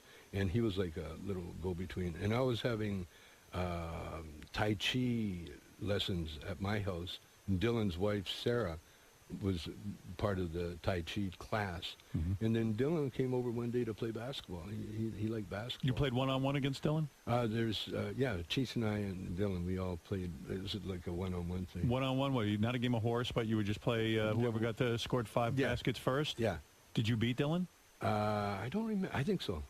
Really? All I remember is Dylan tried to drive by me, and I dumped him on his butt. It was sweet. Just bam. Was it that one time, or did you become friends? No, we're like, as much as you can become a Dylan friend. He's He's a very weird guy. Oh yeah. Like, you guys are weird. He's but almost weirder weird. than you, man. Almost. No one's But weirder is than me. everybody like you've met all the Hollywood greats, all the big rock stars? Is everybody weird? Yeah. Oh, okay. Yeah. Who isn't weird? Basically, yeah. So you they're beat all Bob weird. Dylan in basketball, probably. No, just one time. One time, and that was it. And then we went into my steam bath, my sauna, and we hung out there for a while. With Dylan, naked? With Dylan, yeah. You were naked with Dylan? Yeah. And he didn't try any funny business, did he? He didn't reach over and... We're not telling that. Was it part. weird to meet a guy one time and then say, hey, let's get naked and get in the steam room? It was very weird. It was Bob Dylan. It was very weird. Yeah. Because he seemed really young. Yeah. And you said to him, hey, man, let's get in my steam room. Was it you, Cheech, and Dylan? And Bob, yeah. Naked. Yep. That's weird, man. Yeah. You were naked. The Sweating, three though. of you. Sweating. It's a whole different That's thing. kind of creepy, you know? Was Michael Jackson in there, too? That would be creepy. No, Mike would be busy if he was around me. Who was the greatest comedian that ever lived? The greatest comedian? The greatest. Who was the That biggest you've influence? seen, let's say. Red Fox. Red Fox was your biggest influence. Red Fox was the greatest. I've seen Red Fox a couple of times. I seen him do 2 hours. Wow. One time, and he got the crowd up. He was funny. And then he got so terrible. He got took 'em so down. bad. He took him down that they were leaving. And he went to Wow. the door and opened the door for him. What was the and problem? they ran out. Do you think he didn't know when he was funny? He Or knew. He had that control. He could do anything he wanted with an audience. Well, why would he want to make them hate him? Because that's part of the game, you know. Get bored. Get him to love you, and then get him to hate you, and then get him to love you again. Really? It was so easy for him. He played games like that. Steve Martin. Yeah. Steve Martin's in that caliber. Yeah. Steve Martin could take any audience and do anything he wants with them. Wow. I mean, yeah, they say in those the early. guys. I read his book, Steve Martin, and in the early days, he describes his learning his craft. It was like science to him. Yeah. Fucking with the audience and seeing what the hell he could get out of Well, it. he had the best teacher, an empty room. You know, right. no one coming in, and you had to do your comedy. Yeah, it's almost impossible to learn how to do that in front of a huge crowd. No, you can't. And Lenny Bruce was one of your influences too, Yeah, right? I would time. think. Big yeah. time. Yeah. But Lenny wasn't of the same caliber as Steve Fox. Martin or Red Red Fox? Fox. No. Wow. I mean, what I'm talking about is, most comedians can make you laugh for a while, Right. But to take an audience up and then bring them down, and like I've only seen Steve Martin and Red Fox, the only ones that did it. What about Richard Pryor? Well, Richard Pryor would do it, but Richard was more. If Richard was stoned, really stoned, coked out or something, you'd see some incredible stuff that you go, whoa, oh, I don't know if I wanted to see that. but when he was getting very popular in that, he never took that extra one where he would take him. He'd just make you laugh and laugh and laugh and laugh. Was George Carlin one of the greats? Yes, he was. Definitely. Carlin was more of a wordsmith, Right, yeah. He could do anything with words. I saw him at a tribute to Mort Saul. Right. I saw all the great Jewish comics. And You Carlin. told somebody that you thought George Carlin got very bitter toward the end of He his did. life. He did? How do you Yeah. know that? Just the word out, Why was he bitter? What was he having to be bitter about? Maybe he knew he was going to die or something. I don't know. Really? Well, how did that manifest itself? How did he become bitter? Well, he became bitter. He started, you know how he would attack the establishment? Well, he started attacking, like, homeless people. He was pissed at He was attacking everybody. His last couple are real angry. That's bitter. Some guy. Homeless. Homeless, get a job. What do you mean? What are you hanging around me for? So you never seem bitter to me. You always seem like just a happy guy. Like no matter what life deals you, even going to jail. Even going to jail, And you deal with all that. You just kind of just go through life, man. I found the secret, man. What is the secret? The secret. Well, you know the secret. No, I don't. Yeah, I mean, you do. I do, Well, but would you you two tell give us. it to us? Could you remind me again? What is good weed? No, the secret is New that- pussy. The secret is, you know how they say the muse? They talk about the muse? Yeah. Or watch Tiger Woods. Tiger Woods knows the secret. Yeah. See, there's a power. There's a power that drives us all. Pussy. Okay. It's a power. It's pussy. No. No, that's a sexual drive. Oh. No, the power, there's a power that drives every one of us. We all have access to it. But only the few greats really know how to access that power. And Tiger Woods is one of them. You watch when Tiger had his broken Are leg. you talking about the Force? I the learned Force, that what do you want to call Star it? The Wars. Force, or you want to call it the Presence? Are you talking about the Matrix? No. The Gamorrean Presence. Guard, Jedi Master. I think I know what you're driving at. The here, Presence. man. Yeah. The Presence. Let's smoke a joint. Yeah. The life force. The life force. And you're saying Tiger Woods is on to it. Okay, you like when people write some great things or do operas or whatever, if you ask them, how did you do that? A lot of writers, they get, like Hemingway used to get drunk out of his skull so he'd get out of his own way so he could write. So it's that force that actually did the writing for him. Mm-hmm. And like Tiger Woods, when you watch him before he does a shot, he stands, he does a little meditation. He stands there and then all of a sudden you can see it almost click in. He'll just almost like nod his head. Then you walk up, and then you hit the most incredible So you're shot. saying you have that? I know how to access it. You do? Yeah. Who taught you that? Who was your teacher? I've known all my life. You just knew how to do it? I've known all my life. Did you always know you'd be famous? Did you always know it would succeed, the Cheech and Chong duo? You know, I once, I don't know if it was in this book or the other book, but I said one time I was in a car we had just played with Hendrix. Right. And I was in the car with the band, and I said, you know, I'm going to be bigger than Hendrix someday. And the whole band looked at me like, are you nuts? Put it into perspective, though. Put it into perspective. Was Cheech and Chong the biggest comedy act in the world? It's going to be. It's gonna be? You mean there's still life in Cheech and Chong? Oh, yeah. What do you mean it's going to be? It is, we haven't, though, right? No, we haven't. Did you sell more records than Steve Martin? Oh, yeah, I think so. And your movies were made millions and millions of dollars. Bigger than anybody. Are you The honored? top rental. Are you honored that, now the pot movie is coming back, with this Pineapple Express? Yeah, we just had Seth Rogen on. I thought he did a pretty good homage to you. Love it. Love it. You like that. Did you see Pineapple Express? Not yet. Yeah, they smoke a lot of weed in it. Oh, I love Knocked Up. Knocked Up, to me, is one of the best bouncer dialogue in the world. I've never seen anything better than that. I love Seth. Tommy Chong's book, Cheech and Chong, is in stores now. Now, I should tell you that Tommy will be signing copies of his book today at noon, and you got to meet this guy. I don't know. There's some aura about him. Well, He's just he's a got good that guy. power, the force. He does have the force. No, access. I know how to access. Yes. And what he's saying is, if that power knows how to putt really good, you could be Tiger Woods. Tommy, believe it or not, you could even touch him, maybe. I don't know. Tommy Maybe will be, get a little bit. Yeah, maybe get some of the force.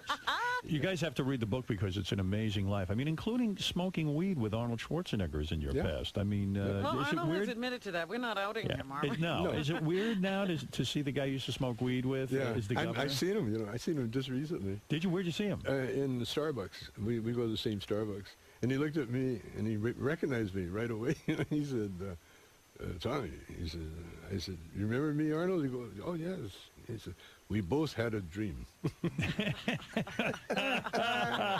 We both had a dream. Yeah. He said, "Yeah, he did that." Except you ended up in jail, and I'm in the governor's mansion. He didn't have that far. So that was the whole interaction. That Here's a was- guy you shared a joint with, and that's all he had Well, to we say. looked at, but every time I've seen Arnold, we have a connection because we did Up and Smoke first before he did his movies, Right. And so he was a groupie right away, Right. He because loved he it. knew me before I even was Cheech and Chong, Right. And then all of a sudden he saw me come up with Cheech, and all of a sudden I'm doing movies, and this is what he was into, Right. And so he knew me from that level.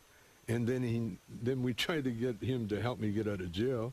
And so he knew me from that level. I remember that, You went to yeah. him for a pardon, didn't you? Well, we went to see if, we had people talk to him to see whether or not he could do anything. And he didn't step in. Oh, no. He stayed totally away from Well, how do you feel about that? Oh, I understand it totally. He's a Republican. Come on. Well, he couldn't be releasing a pot guy, could he? What was the saddest moment in your life?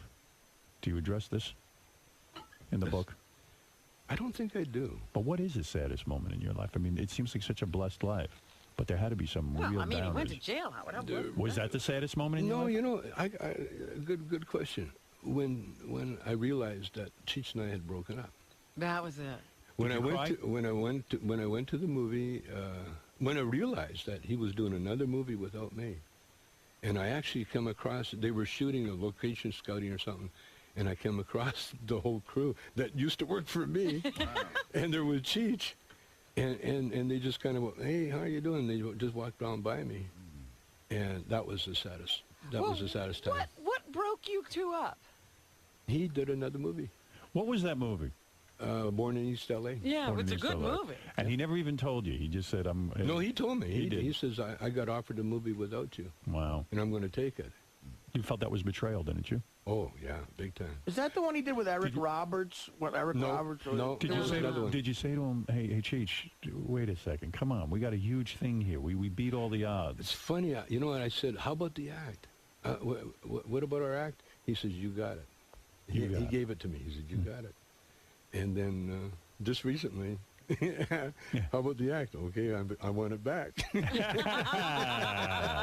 Not so fast, white man. No, it turned out so perfect because had we stayed together, we wouldn't be together now. Right. We would have been over. We would have been done, over with. But the fact we broke up at the height of our movie career and everything enables us to get back together now. Yeah, it's like but that's unfinished painful. business. You're absolutely right. This guy was your bro. This was your number one guy. He slept on your couch. It was my career. Yeah. I was a movie director, directed like 6 successful movies. All of a sudden, without Cheech, I don't have a career. Right. I had no movie career, so I had to go back on stage. Here's what I predict is going to happen. You and Cheech, of course, are now getting back together. Mm-hmm. You will get huge again, and he will dump you again. He's just waiting for the chance. He's just waiting for the chance. He's pulling on you what Red Fox did to the audience. He gets you up, and then he fucking takes you down. Don Johnson's going to call him back to do another Nash Bridges. Look, man, the book is called Cheech and Chong. It's the story of Cheech and Chong, and Tommy tells it so well, and you got to go meet this guy. You talk about a great energy. Every time I see Tommy, I go, boy, I love that guy. Yeah. Real quick, Richard Christie, who works for us, goes, he's never once asked me, all the years he's worked for us, he says to me, I just want to meet my hero, Chong. Oh, he calls him go ahead. Chong. Chong, he calls. First of all, the guy's name is Tommy Chong, not Chong. Mr. Chong. Mr. Chong. He has shorter hair than a lot of your fans. Yeah, what do you want to say? I just want to say that you, Mr. Chong, are quite possibly my biggest comedy influence ever. You said that about Howard, though. Well, Howard too, but and by the way, my Tommy, earliest influence. Be nice to this guy. He's a slow adult. So, all right. Go ahead, yes. Go ahead, yes. I mean, I've watched your movies like millions of times and grew up with you. I saw your first Cheech and Chong's next movie is a masterpiece. I saw it when I was 8 years old, and I've been hooked ever since. And I read your book. Your new book is brilliant, and I just want to say I'm a huge fan. Thank you. You don't even smoke weed, though, do you? No, I don't. I haven't since 1992. But you know what, Tommy? This guy, he works for me now, but he was considered one of the top heavy metal drummers in the world. Another musician, yeah. Another musician. For who? A band called Death and Iced Earth. They were heavy metal bands. Yeah. That's right. Yeah, he's not as big a loser as he looks. That's what I'm trying to establish so that you won't treat him how Jack Nicholson treated you. Richard always told me that his favorite. You always told me your favorite Cheech and Chong movie was Born in East L.A. That's what people tell me all the time. Well, you are a great guy. You know Thanks, that. man. I don't have to tell you. You have found your inner chi or whatever it is you want to call it, and his inner Cheech. His inner Cheech. Yeah, you found him all right. Can I ask Tommy real quick? Oh, you have a question? You have a question? Do you plan on making another Cheech and Chong movie? Yeah, Oh, you're kidding. Oh, you are? Yeah. Oh, that's What awesome. do you mean, yeah? Is it going to happen? Oh, yeah. You wrote the script?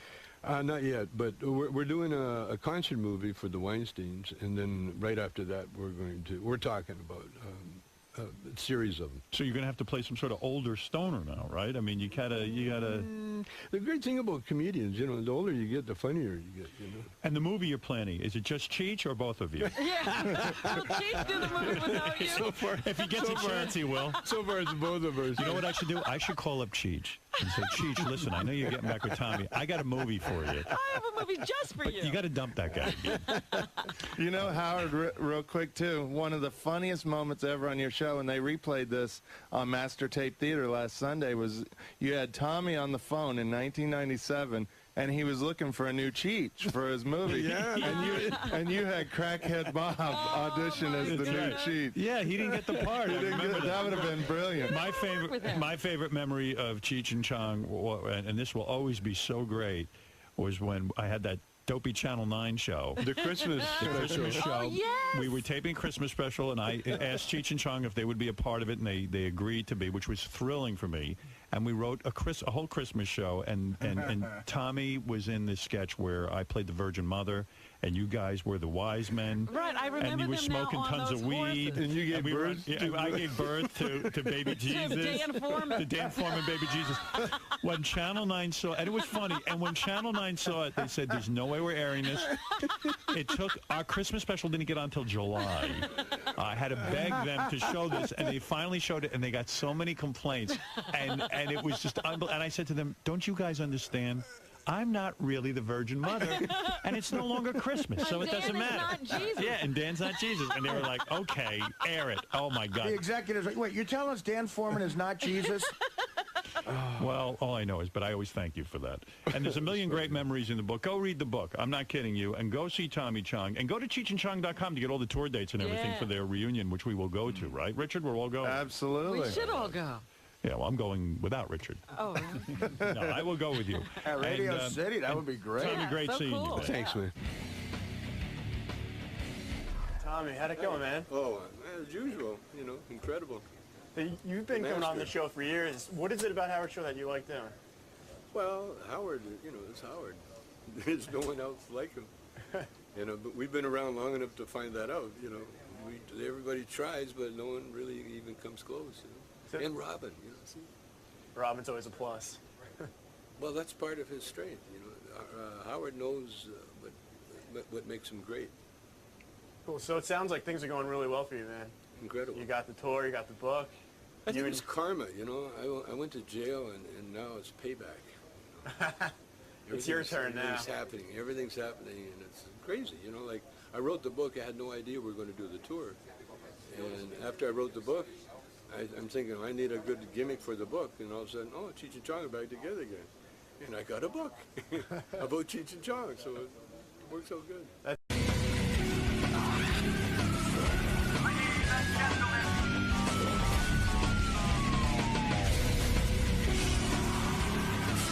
What's going on? Brody Jenner here doing Howard Stern. Gotta admit, a little nervous just because I'm a big fan of Howard. Howard is the man. Seen the movie. Love Fart Man, by the way. That's incredible. I want that to come out. But yeah, excited to be here. Hopefully we get into some deep issues. Never know what to expect on Howard, though. That's good. You're on, man. Oh, I'm on. Oh, jeez. Guess I'm going. Brody Jenner is here. Brody's on a show called Bromance. Artie was making jokes about the idea of bromance. I don't get it either, like why any guy would go on TV trying to be... Well, he's a pretty good-looking guy. This kid has banged more hot chicks. This is one Have of you his... seen him? Here's one of his I haven't seen the kid, but here's one of his throwaways. What is that? That is a hot chick. I don't know. And bra and... Oh, who is it? Is this What's one of your... her name? Hey, Brody. This is one of your throwaways, huh? Look at this kid. You're my kind of hero. Who is this chick? Where'd you find that? What's her name? Cara? Cora, yeah. Cora, wow. Yeah, with a name like Corey, you have to have a body like that. You gotta, I hope Jay's buying that, right? When you see a good-looking girl like this... Yes. And thanks for coming on the show, Brody. Oh, thank you for having me. And we'll talk about bromance in a minute. No worries. And you are a good-looking kid. There's no question about it. You know it. The girls know it. Even guys know it. When did you know it? When did you know you were that good-looking? When did you start having the power over women? To be honest, when I was 13, 14, I was actually kind of chubby. I was like kind of... Really? I was a little chubby, but it was good because, my friends would always squeeze my little rolls and stuff. And Would you go to the gym? You start working out? No, I actually started surfing. Ton of surfing and hit the growth spurt. Yep, it does. It's better than being chubby when you're 28. Yeah. So this girl's name is Cora. Yes, She's Cora. a model? Yes, she's a lingerie model. I'm looking at a picture of this girl. She's perfect. How do you meet her? Do you just call the agencies and have them sent over? We did that a couple of times. Oh, you did? I did not. My friends do. What a girl. But, no, yeah, she's beautiful. We met out in a club. How old were you when you lost your virginity? I was 15, actually, 15 years old. So you're Bruce Jenner's kid, right? But Bruce wasn't around a whole lot when you were growing up. It was more you and your mom. Your mom was on Hee Haw, a good-looking woman. Yes, Linda Thompson. Oh, right? okay. Yeah. And your dad. Do you see him now, or is it kind of like we don't have much of a thing? No, we do. We're definitely kind of rekindling that. Growing up, obviously, he was with the Kardashian. He lived with the Kardashian family. Right. And I stayed with my stepdad, who was on the show, David Foster, Yeah, who wouldn't take the elevators. I love that story. I love how you roused him and kept him downstairs. That was great. You had kind of one of those screwy Hollywood childhoods. In other words, Bruce Jenner's your dad. Right. Linda Thompson's your mom. How old are they? How old are they when? How old are you when they divorce? I was about 2 years old. Right, 2 years old. Yes. Your dad moves out. Yep. Somehow he takes off and does his thing. Yep. And your mom remarries David Foster, famous music guy. Right. He becomes your stepdad. Mm-hmm. And yet he kind of, when they divorce, you don't even hear from the dude. Yeah, I hear from him occasionally, but Is it weird for you? It's a little weird, growing up and seeing somebody who's there for you, almost pretty much your dad, Did you there love the every guy? day. Yeah, of course, I still do. I still love him And you a had lot. a good relationship with him. I had a great relationship and still do, but I know he's kind of at that time in his life. He's reliving the past, I think, and he's really enjoying, being single and being out there. So, do you feel rejected by him? No, I don't feel rejected. I really don't feel rejected. I'm kind of used to that, and as far as my dad, and to be honest, I think it made me a stronger person. David Foster has a daughter. Yes, Sarah a few of Foster. them. Yeah, he has Aaron, Sarah, Jordan. I used to watch Sarah on MTV. I beat off to her. What was that like? Did you live in a house? Hey with man, her? I used to spar in the showers. Yeah, I bet. Did you? That's your stepsister? Yeah, stepsister. Not by, your mom No didn't blood. give birth to her. No. So did she live in the house with you? No, no. She lived with her mom. Yes, exactly. It's so dysfunctional. It's living crazy. Yeah. Did you all have over one the of place. those holidays where you're running around to different households? Honestly, they tried to do that. All the families tried to get us over there for each little holiday. So if you had to bang one of your stepsisters, I'm talking about Sarah Foster or Kim Kardashian. Who's more your type? Who would you rather bang? Or any of those Kardashian girls? Which one's better? I mean, it's hard to say that. For me, it's not. I'll tell you who my choice is. I think yours is Sarah, right? Absolutely. Kim Kardashian's got an ass as big as a fucking trunk. Beautiful face, though. Beautiful face. But a lot of people like that. A lot of people I like don't the, like the that. big eye. Well, some people do. I like the little Kardashian one. Which one, Khloe? Well, I don't know the name. What is she, 9? I hope it's not my little tiny little 9-year-old. No. Artie likes him young. Hey, watch it. And that one is blood. That one is blood. No. The smallest Kardashian, bro. Chloe. It's Chloe. That's the 9-year-old. That's a 9-year-old. I mean, yeah. You can't go out with her. No, the 9-year-old's a Jenner, right? Actually, yes. Yeah, right. I'm talking about Kardashian. You want a 9-year-old to sit on your face? No. Who put up sitting on faces? Where the fuck are you? You're crazy. You're out of your mind. I like the littlest, the one. The Kardashian. One, yeah. Right. All right. Okay. Does the little one have the big ass yet? I think they all are They have well the endowed in the butt Kardashian areas. Does anybody actually work out over there, or they just let their ass get to be the size of a house? Now the little one, if you can find a picture of her, is she's. I mean, I like Kim too. I like Sarah Foster. They're all hot. What the fuck? So when you say Casey, my real sister Casey is beautiful. As well. Yeah. She's married though. Yeah, everyone's so beautiful. I'm looking at him, and he I'm looks saying he looks more that- like his mom, though. No, he looks a lot like Bruce. No, and he doesn't. He has his original nose. Yeah. Hey, what'd your dad do? What'd your dad? Did you ever say to your dad, "What the fuck did you do to your face"? I thought it. I definitely thought it. Yeah, I've seen pictures of him back in the day, and I didn't think there was any. Guy. I didn't think. I think I'm right there with you. So I think probably what happened to him. I think he was so famous and such a big deal. Bruce Jenner, all-American athlete, everything, and photograph. He probably just. He focused on something on his face that only he saw. He was a good-looking dude. Right, I agree. And he must have gone plastic surgery nuts. You're not into any plastic surgery. No, right? You're a good-looking dude. You don't need any no help. plastic surgery. No, you don't try need to that. stay away from Did you that, talk to your old man about it? You said, Dad, you think I should get plastic surgery? Never had that conversation with him. No, I yeah. never had that conversation with him. I'm very close to my mother. I tell my mom that all the time. I tell her, do not get plastic surgery. So what happened with you? Not only are you a good-looking dude, but you get on TV. You get on, The Hills? What is The Hills? I don't even know, man. I'm sorry. I'm so out of it. I'm turning into an old bastard. But you know what I mean? Like I don't know if that. it's a show or I don't know. What is it? Nobody really knows whether it's real or not real. But you of must course, know. It's totally real. It's real? I mean, yes. It's as much as they can write. It must, exactly. It's a lot of these shows are. How'd you get on that? My best friend at the time, Spencer Pratt. I don't know if you know who Spencer Pratt Heidi is. Montag and Spencer Pratt. The Spidey couple. Yeah, so at the time, we actually did a show, executive producer show, and created a show called Princes of Malibu. You created that? Yeah, I created it, and when I was 21.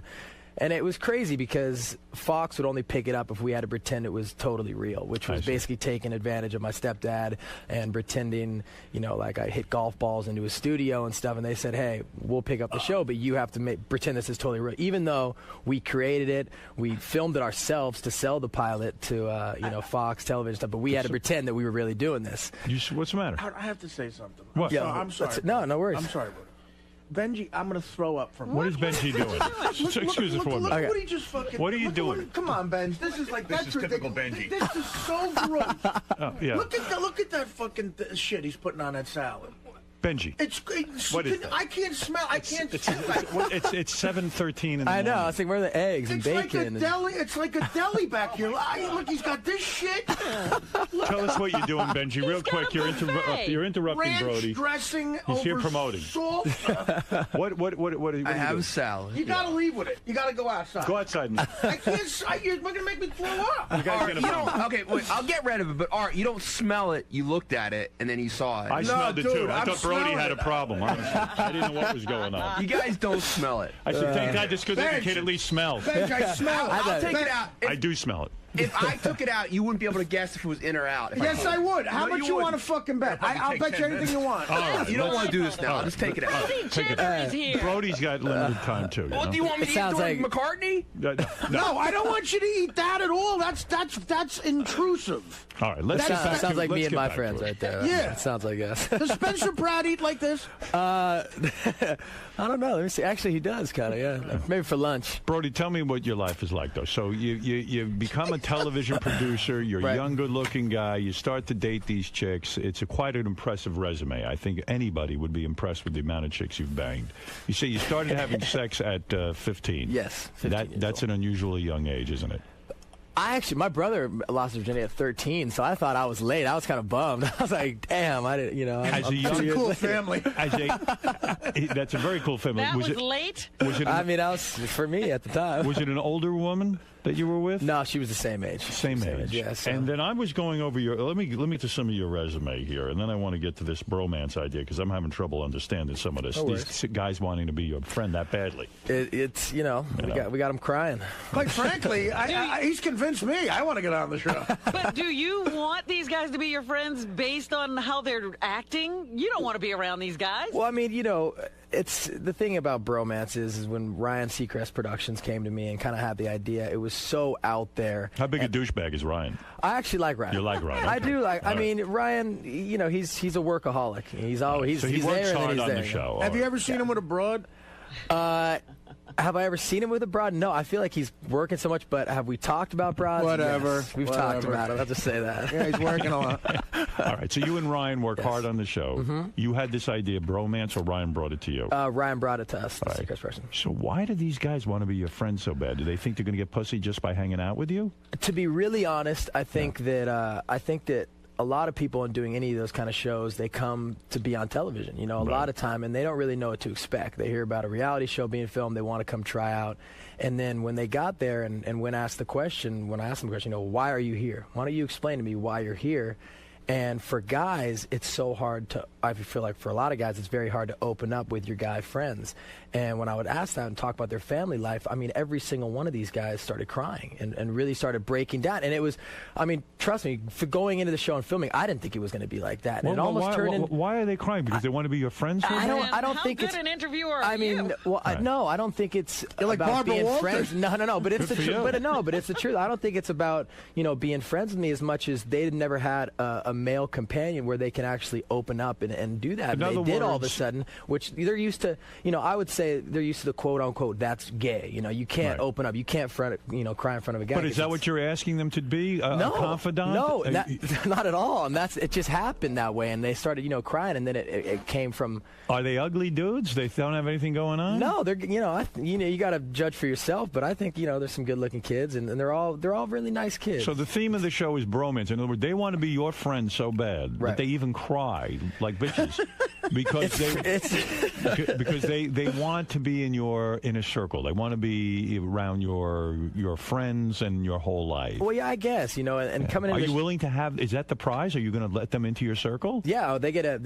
I have a beautiful condo in downtown LA. And they get that for a year, and they get to They hang out live in your that. condo? No, they get to. I give it to them. You're going to give them your condo? I'm giving it to them completely. And Why there's would you another do big that? surprise. Because I got another place in West Hollywood, so I'll let them take the downtown LA one.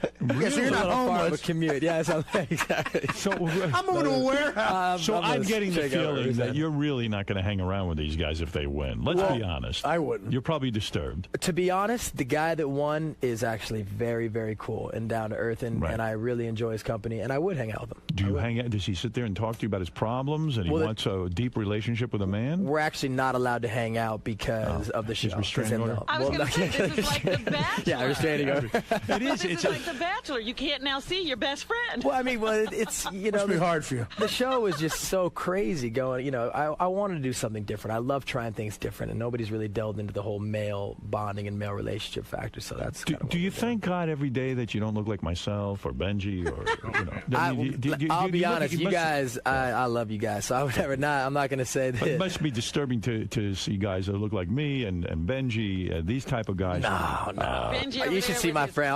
All my friends. Are your friends as ugly as we are? I mean, I can't imagine. Are you the queen bee or what? No. I got we all mess each other. Who are your friends? You got other famous kid friends? First of all, understand he grew up in the home of David Foster. Now, David Foster he knew everybody. So Michael Jackson would be in your home.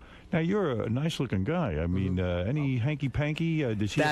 It's really funny you actually say that because there is a picture of growing up that was in our house that was me, Michael, and a bunch. And I'm right next to Michael, kind of right here. And all my friends would walk by with their cell phones and take pictures of me next to Michael. So every time I called, it would pop up and be like, hi. And they would always give me grief about that. You never had any overnighters? No, never been to Neverland. How old were you when you met Michael? Were you a young child? I was young, yeah. I was probably about 6, 7 years old. Was he taken with you? I know he loves children very much. Not that I could tell. It was very brief. Did he ever say to your parents, why not let him come to Neverland? Why do you not let me babysit? I mean, I think, no, that never happened. I actually wanted to go. I wanted to go to I wanted to ride the rides and stuff. Good you didn't go. You stay home. Now I'm kind of glad I didn't. But. Explain David Foster to me. Should I know who is it? David Foster is a famous music producer and writer of songs, right? Right, yeah. Very Barbra wealthy Streisand. guy. Celine, okay. And even your mother wrote a lot of songs. Yes, she did. Yeah. Celine Dion, would she come over to the house and hang out? Yep, she'd come over. Her and Renee, the husband? Yes, Renee. He would be there. And Barbra Streisand herself would show up? As a good friend of the family. So this is some way to grow up, right? It was cool. To me, it was just that was the circle of their friends, and that's who they hung out with. So his mom was also a girlfriend of Elvis. Yes, my parents had the worst friends. So please, you didn't want to hang out with them. No. But, get out of the house. Your mom went out with Elvis. Right. Did she ever bring up Elvis's name? David would hate that. Right. She would. I'm sure. There was actually a really funny story if you want to hear it. Larry King. They were at some kind of. That's how every funny story begins. It was like a banquet kind of thing, and Larry King and my mom were sitting there, and they had done an interview about Elvis's death or something, and Larry's talking to her. Oh man, I can't believe you dated Elvis. Can't believe Elvis's penis. And David was sitting right there, and David just went, you know what, Larry? Why don't we talk about you and all your ex-wives that you fucked? Good for him. Larry, and David and Larry's like, you just insulted me, and they almost got into a full-on. Wow. It was. Good for you. Good for David. I thought it was funny. Your mother's is she still a hot piece of ass? I think she's gorgeous. Beautiful, Yes, yes. I do. She's The shots of her and life. Elvis are really, she's a Did beautiful woman. Did she ever describe? Bring her in with you one time because I need to talk about what she did with Elvis exactly. If you could stand it. See, I'll let you guys. I'll sit out of the room. You get out of the room. I'll plug my ears for that. I mean, like, what did she do to Elvis? Do you ever wonder what was going on with Elvis? She's got some incredible stories. Yeah, but the ones I could get are probably a lot better. I'm sure they would. I bet Elvis wouldn't give her oral. I guarantee it. Elvis never went down on a woman. He never did that? Never. Very rarely. He was eating everything else. Did you ever say to your mother, because I've asked my mother if she's had anal with my father and all this. I don't know how honest you are with your mother. Did you ever say to her, did the king ever go down on you? I know he doesn't like that. I've never asked, but hey, I'll ask her. Believe me, Brody, you're normal for never asking. I can't believe you don't ask your mother if she got oral. I can't believe it. You have a very uptight relationship with your mother. They say Hollywood is so liberal. See how well my mother reacts when I ask if she's ever had anal. So Brody, where do you grow up? Like Malibu? I grew up in Malibu. That's a nice place, and you get into surfing and all that stuff. And what do you do? So you do the surfing, you work out with the weights, and it never occurred to you that you needed to be an athlete like your dad? To be honest, I was surfing. That was my thing. I love surfing and snowboarding. I would, miss a bunch of school and stuff, to be honest, to go snowboarding and do that. I never really got into the track and field. And that's like athletic. Listen to Brody Jenner's life. I'll tell you what, I don't think many people would pause to trade places with you. Brody is currently dating 2008 Playboy Playmate of the Year, Jade Nicole. Oh, yeah? Yes. There she is. She was in here. Look at her. She's a hot chick. Yeah, she was in here. She's way hot. She loves you guys. I loved her. Oh, wow. Man. How'd you get her? At the Playboy Mansion, did you go? You want to hear this story? Why not, man? Well, I actually was actually hooking up with her best friend. This is years ago, though. This is about 2 years ago, and she was her best friend. Jade was her best friend, and so I always just knew her as a friend and got to know her like that. And me and her best friend stopped hanging out. Later on, I ran into her in Canada. 'Cause she lives in Canada at the Much Music Awards. Ran into her. We started talking. She totally blew me off. She was in San Diego one time that I was in San Diego, and I was like, "Yeah, well, come to my, hotel. Let's hang out." Completely blew me off. I was just kind of, man, because I thought she was gorgeous. She was a very cool girl. Blew me off, and then she texted me before the Midsummer Night's Dream party that was coming up. I was extremely excited. However, I found out later on it was a mass text message. So, I see. You know what I mean? So you get to go to the Playboy Mansion for the Midsummer Night's Dream party where all the girls are in lingerie. It's pretty. What does cool. that mean? She sent out a text to a bunch of people? Well, she sent it to a bunch of people, and I thought it was just me. I'm like, oh yeah, of course, I'll be there. I'll see you there. And then I found out later on as we started dating that it was she was giving it to our girlfriends and everything. Like, hey, hope to see you up at the mansion. But these women you date are in a league all of their own, and when you're in bed with a chick like this, it's hard. I don't know if it is for you because you've had so many odd chicks. Is it hard for you to hold out? I mean, in order to give them pleasure, are you able to? Do you wear rubber with these chicks? Of course. You have to wear rubber. Obviously, you got to think about. There's birth control and stuff like that. But if you're not on the birth control, you got to obviously protect yourself. Right. So yeah. So does that slow you down? That helps. Obviously that helps. Right. Because these chicks are probably expecting big things from you. Because you're a good-looking guy, you got a big fantasy thing going with them. You're in good shape.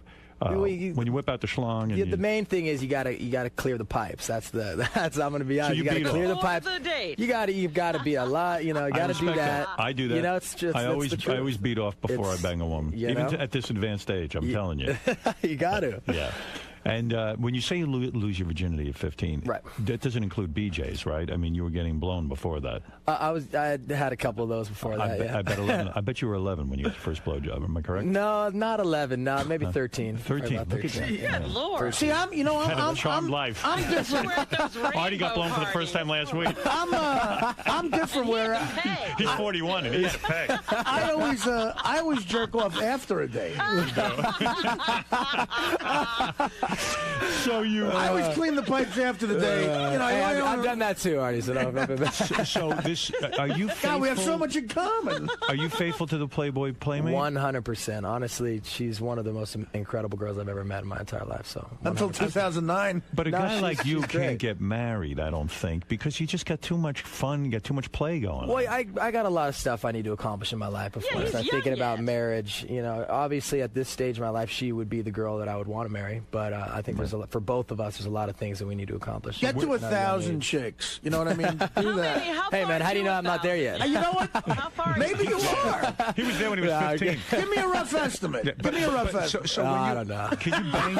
That's the I lost count past 10. Can you bang a chick at the Playboy Mansion, or is that dangerous? I never have. It's a lot people do it. To be honest, I've walked into the grotto and people are getting wild in there, but too many people are. It's kind of a. It's like an orgy scene. Yeah, you've never orgied. You never had two girls at the same time. I imagine you've put that together now. I mean, honestly, yes, I have had two girls at one time. Look at you. Yes, I actually had 4 at one time to be really. Oh, if you want to be perfectly now, honest. what do you do with 4? Yeah, is that difficult? Is it four women and just you, right? No other guy in the room.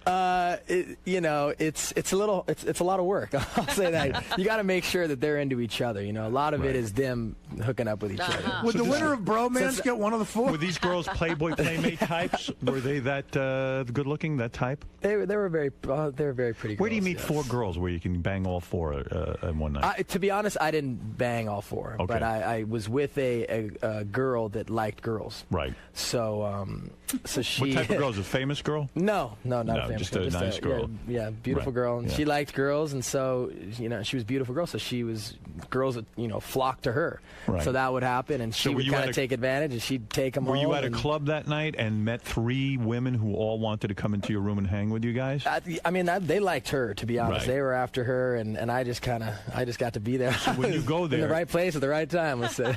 So Brody, when you walk into the room and you all go back, you're probably drinking and stuff. You're hanging out. It's probably at a hotel or something. No, it's back at her place. Back at the my condo. place, Okay. back at the condo. So you get all the girls, and you know something's going to happen because this is a wild group, and they've probably already been all over each other. Right. You bring them back, and then they all start giggling and stuff. Right. And after they do this, fucking mescaline and everything else, and ecstasy. Mescaline? You got to get them What going. was it, 1978? Mescaline? All right, my day was mescaline. I'm showing my age. All right, listen to me. So, lewds, whatever it is you got. Right. So they start giggling and stuff, and then they like get naked or they get in the hot tub or something, and they all start like partying. Right. So what do you do? Like, what's your game plan in a situation like that? I mean, you got to go with the flow. You know? Get naked, you beat off in the corner and just kind of lay back, or no? what? I was with the girl that I had already been with, so I obviously would pay most of my attention to that, and then obviously watch the show, see what's going on around you, and you didn't bang any of the other out. three? No, I didn't. You did not. You didn't No, touch any I didn't. Of the other girls? I really didn't. But no, they blew I only you. went. Some of them. There was some hands and some mouths involved. Let's say that. But look at you. You're living hand to mouth. Look at this. I think Nicole Richie is very attractive. Now, some people disagree with me. You went out with her for a long time, right?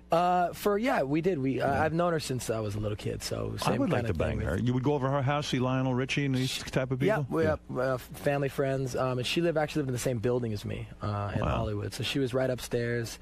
And we got to really know each other. It was. Yeah. Did she get good heroin? Oh God, he's into heroin. Was she your first? First, no, she was not. No, she's not my first. No. Was she good in bed?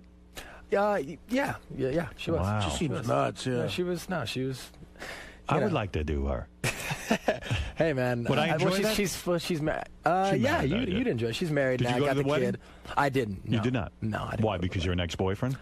I didn't get the invite, so maybe that's it. Did you ever get to bang Paris Hilton? No, never. But they were friends, right? Yeah. All through that. Yep. And why would you never bang her? I don't understand, especially when she was younger. Just never, it just never happened. Never didn't- happened. they no, didn't we go that way? no, we didn't go that way. We always were just friends. You just weren't attracted to her? No, it had nothing to do with not being attracted to her. Just honestly, Flat with ass. her and Nicole, we were just, I think we're she'd all be all grown over. up as friends. I and- figured she'd be all over you. No, I've known them for so long. Nicole just kind of it happened. But How long were you banging her?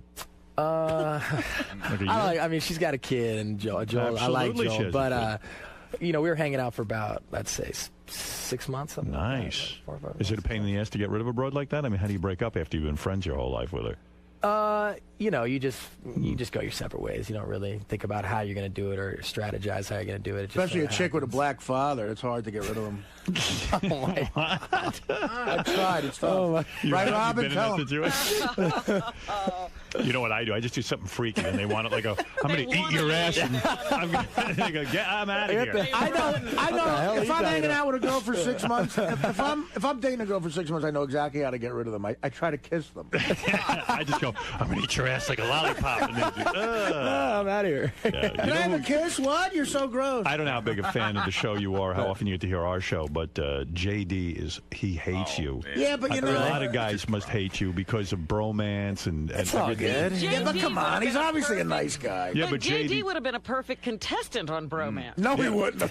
Oh, yes, he would. Yes, he would. You know that JD would want to be bros. Absolutely. He might be too hostile. He has the same problem Hey, with Brody JD, as you're the he does opposite with of this Josh. guy. I wouldn't. No shit. I wouldn't have made the bromance because according to the bromance show rules, you had to be able to get chicks, and I can't get chicks. So. Is that right? You have to be able to get chicks? You already give it. No, I mean that was just the first little challenge, but you can't give up that easy. But that was on extra, dude. You said that on extra. I got faith in you. I think you could get chicks. Oh, no, I might be able to. I can't. You already tried. He did. You banged that the chick Kissy Fur, didn't you? No, Kimberly Kane. Oh, Kimberly Kane. He banged Kimberly Kane. Okay. Kimberly Kane. He doesn't know. Whatever. He knows who Kimberly Kane is. He got laid in Vegas while I was there. It cost me $1,000. Dude, does that count if you pay for it? Yeah, it counts. It counts. It counts. Yeah, It counts. he You said- can get girls. Yeah, come on. Well, all right. I never said you could, throw down You- some cash. but be honest. You hate Brody Jenner. He's everything that you're not.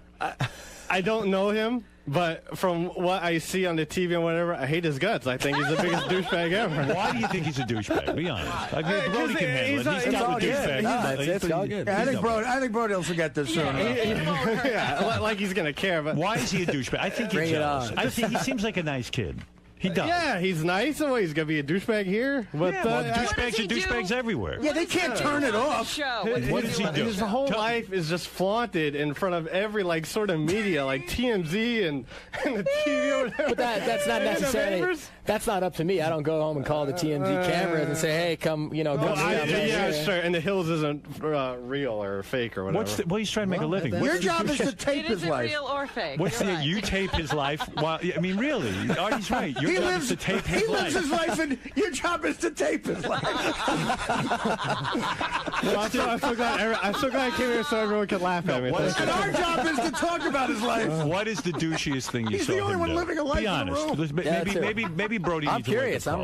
What is the douchiest thing? Come on. Let's see. Well, you know what? I read a story on like page 6 or something. Right. Well, like no one you knew released the story. Go ahead. About how he had to turn away girls at a party or something one time. There were just so many girls that he couldn't handle them all, and he just had to turn some away. Is that his fault? So is he a douche for that? Yeah, I don't know. Wouldn't it be fair? He sounds like he's jealous. That's fair. I think it sounds Brody, like, I think you hit the jackpot there. When you were hanging out with Ryan Philippe. Oh, yeah. What about that? Yeah, you were jealous of him, too. I mean, you're jealous of him. No, I was not jealous of Ryan Felipe. Yeah. No. Well, he was getting all the women. Well, no, he had a girlfriend. He has a girlfriend, so. Well, if he hadn't had a girlfriend there, all the women would have been hitting on him. Well, Do you want me to send you out to Malibu and you hang out with Brody and his No, that's okay. I don't want to come go? on. I bet you he'd get you laid. You know how to watch surfboards? He could at least he could hook you up with Nicole Richie or someone like this. Sure, okay. My lady's got a ton of hot friends. They're all playmates, so I could hook you up. Turn him down, JD. Come on Turn now. him down. You know what? Me, Benji, and you'll go out there. And see let's go. who could fuck. You guys come to the mansion with me. That's a bromance. Why did you kiss Lindsay Lohan and stop at that? Was there a smell? What was going on there? Why didn't you complete the deed with her? Just never really got around to it. We were just kind of friends, and it just happened. We just kissed. In other words, when you get as much pussy as you do, Lindsay Lohan's no big prize. In other words, you've got your pick Did of she the. look like trouble? Yeah. She's fun. She's a fun girl. I'm gonna say that. She's a very fun girl. She's disturbed. Is she what? Is she disturbed? No, not that I. But something must have happened. You started making out with her, and then something said, "I got to get out of this." What was it? Yeah. Was she sloppy? What was it? Samantha It was actually Ronson's dick? she had. She had what? We were. I was in the middle. I was in a bed, and I was in the middle, and it was her on one side, and then one of her best friends was right here. So I mean, we weren't gonna go past making out. All right, I'm just gonna leave. Okay. He's gonna go kill himself. Now he's really pissed Now he at you. hates you. I don't know why he's holding that against you. It's all good. She was with a friend, and it would have been uncomfortable to make love to her in front of the friend. Yeah, and I just honestly, she was a really fun girl to hang out party, and a lot of times when you make love with somebody, it makes things more complicated than it needs to be. So Is Nicole Richie one of the best in bed that you ever had? she's good. She's good. She's good in bed. I'll be honest. My girlfriend right now, the love my, she is absolutely incredible. What makes a girl good in bed for you? I mean, they got to be a little wild. They got to be a little wild in bed. And what is wild to you? I mean, I'm sure it's the same as you. Wild, just fun, and obviously they have. Dirty sorry words? to be. I'm gonna bring it. Bring it on. Multiple orgasms. I think is what's incredible when Is a girl that what I've been missing? It's the truth. When a girl has multiple orgasms, there is no better feeling Because you in the feel world. great, Oh, like, yeah, hey, it's great. she's having a good time, you're Yep. delivering the goods. It isn't Exactly. necessarily licking her. And these are or- real orgasms. It's Oh orgasms. no! Oh, I mean, I have scars on my back to prove it. Wow. Well, I don't. I would like to bring on just one orgasm. Yeah, you like to have Just an once. scar. I've never been in the room when a chick has had an orgasm. What is that like? And tell me what it's like for you. I understand, like, you can go to a club. You can get paid $20,000 to just show up at a club and to go to a party. Is that right? And I mean, you do that quite often. Yeah, I mean, What a when good it gets feeling. when it gets offered, obviously it's $20,000, and you know, what some people do for $20,000. I mean, I feel so fortunate and grateful to be able to go to a nightclub or an event or something like that and be able to make that kind of money. And What do you do there? You just hang out and you sign autographs? Yeah, or- you sign autographs, take pictures with fans, and just hang out and really party with them. Wow. They can wanna actually see- get to you because usually I yeah. think you guys are totally away. No. For the I absolutely love my fans, and I love people that support me. So obviously it gets a little crazy sometimes, and they come in. You ever bang any of your fans? Like, do you ever go to any of these things and let's say you're partying and you're getting paid and You're all not that? hooked And, up? there's a hot chick there, yeah. Honestly, no, not really. I don't. Yeah, it gets a little. A lot of them are kind of, I would say maybe stalkerish, kind of a little. It's just you don't. It's not you gotta the. be careful. Yeah, it's not really. No one ever stalks me. I'll tell you that. I don't know. I mean, it's fantastic, your life. I have to say something. I understand why JD is jealous. The new show, by the way, is called Bromance. Brody's having so much fun in life. People are killing themselves to try to be friends with They want to be friends with him. That's pretty incredible. That's crazy. Yeah, and I'll tell you what, it's a pretty amazing life. What the hell? I don't think it gets better than that. I think life is about, celebrating it, because life is so short, and I think that, as long as you're doing good things to other people and having a good time, I think that's what life's about. Mine hasn't been short enough. Marianne from Brooklyn, quickly, for Brody. I'm on a high for Paul McCartney, but isn't Kathy Lee Gifford your godmother? And you must say hi to my daughter Nicole. She's a big Hill fan and a Bromance fan. Howard, you must pick up on All right, is Kathy Lee Gifford your? Is she your godmother? No. Oh. No, but that, no. All right, Could Rick, you go imagine ahead. the yapping gossip that must go around that broad's house? Oh, my God. I heard that Kathy Lee Gifford is her godmother. Oh, you should call. You should call. Isn't Nicole a fan of Bromance? Rick, go ahead. Hey, King, I just wanted to ask Brody, you dated Kristen Cavallari for a year. Does she like to have her ass spanked, and is she shaved down there? Kristen Cavallari is who? Refresh my memory. She was on Laguna Beach. Right. She did Very some Laguna good-looking Beach. girl. Yeah, she's Is she shaved fully? Yeah, she is. She is. And does she like to have her ass spanked? I mean, what is that all about? I mean, I think most girls do like to have their ass spanked. You're a spanker? I'm not necessarily a spanker, but a lot of girls are into that. So You don't choke women, do you? If they ask for it. I'm sure he does whatever the fuck he wants. All right, let's go to, let's see. Okay, that was Rick who wanted to know if Brody had spanked Kristen Cavallari. All right, here's Joe. He says he doesn't like you. Okay. Let's find out Another why. one. Joe, why? What has Brody done to you? Hey now, Howard. Hey now. I agree with JD 100%. You're a douche. It's all good. No, hey, listen. I just wanted to. I did want to ask you what do you think the perception is of your friend Spencer Pratt? He's always like vilified by the media. Every time TMZ has him on, everybody reports on him. Is Spencer vilified in the press, and is it fair? Warranted? This is the thing about Spencer, is that he got labeled as the villain very early on. People obviously didn't like him. They didn't like his take and how he deal with Heidi and the whole Lauren thing, and so he got labeled that, and he knows exactly what he's doing. Right. He took that creating a role. career. He took that role and said, "That's fine." Put the big finger in everybody's face and said, "That's who I'm going to be." So all those little cheesy things you see him doing on Valentine's Day and all the little, it's his character. It's putting him in every on every website, every magazine, and he knows exactly what he's doing. Jason, you're on the air. Hello? Yeah, hi. Hey, I got a real problem with this, man. $20,000 to show up at a fucking party. But are you jealous? Well, then don't pay No, it. I'm not jealous. I'm not jealous. I am. Please, just hear me out. There are people out there with real freaking jobs. These shows like the OC and the Hills and whatever. I mean, what kind of a reality are you a fake reality are you putting out there for these kids nowadays? It's so. Well, who are you mad I just at? don't get it. You sound angry. I'm mad. I'm mad He's a kid in himself. general. I'm just mad in general at what I see when I turn on the TVs. It's just nothing but all these rich kids flaunting. And it's not his fault how he was born or who he was, born to. But, I mean, it's just flaunted. It's in everybody's face. And, It's hard for you to handle. I see what you're But saying. poor kids, since the beginning of time, poor kids like watching rich kids.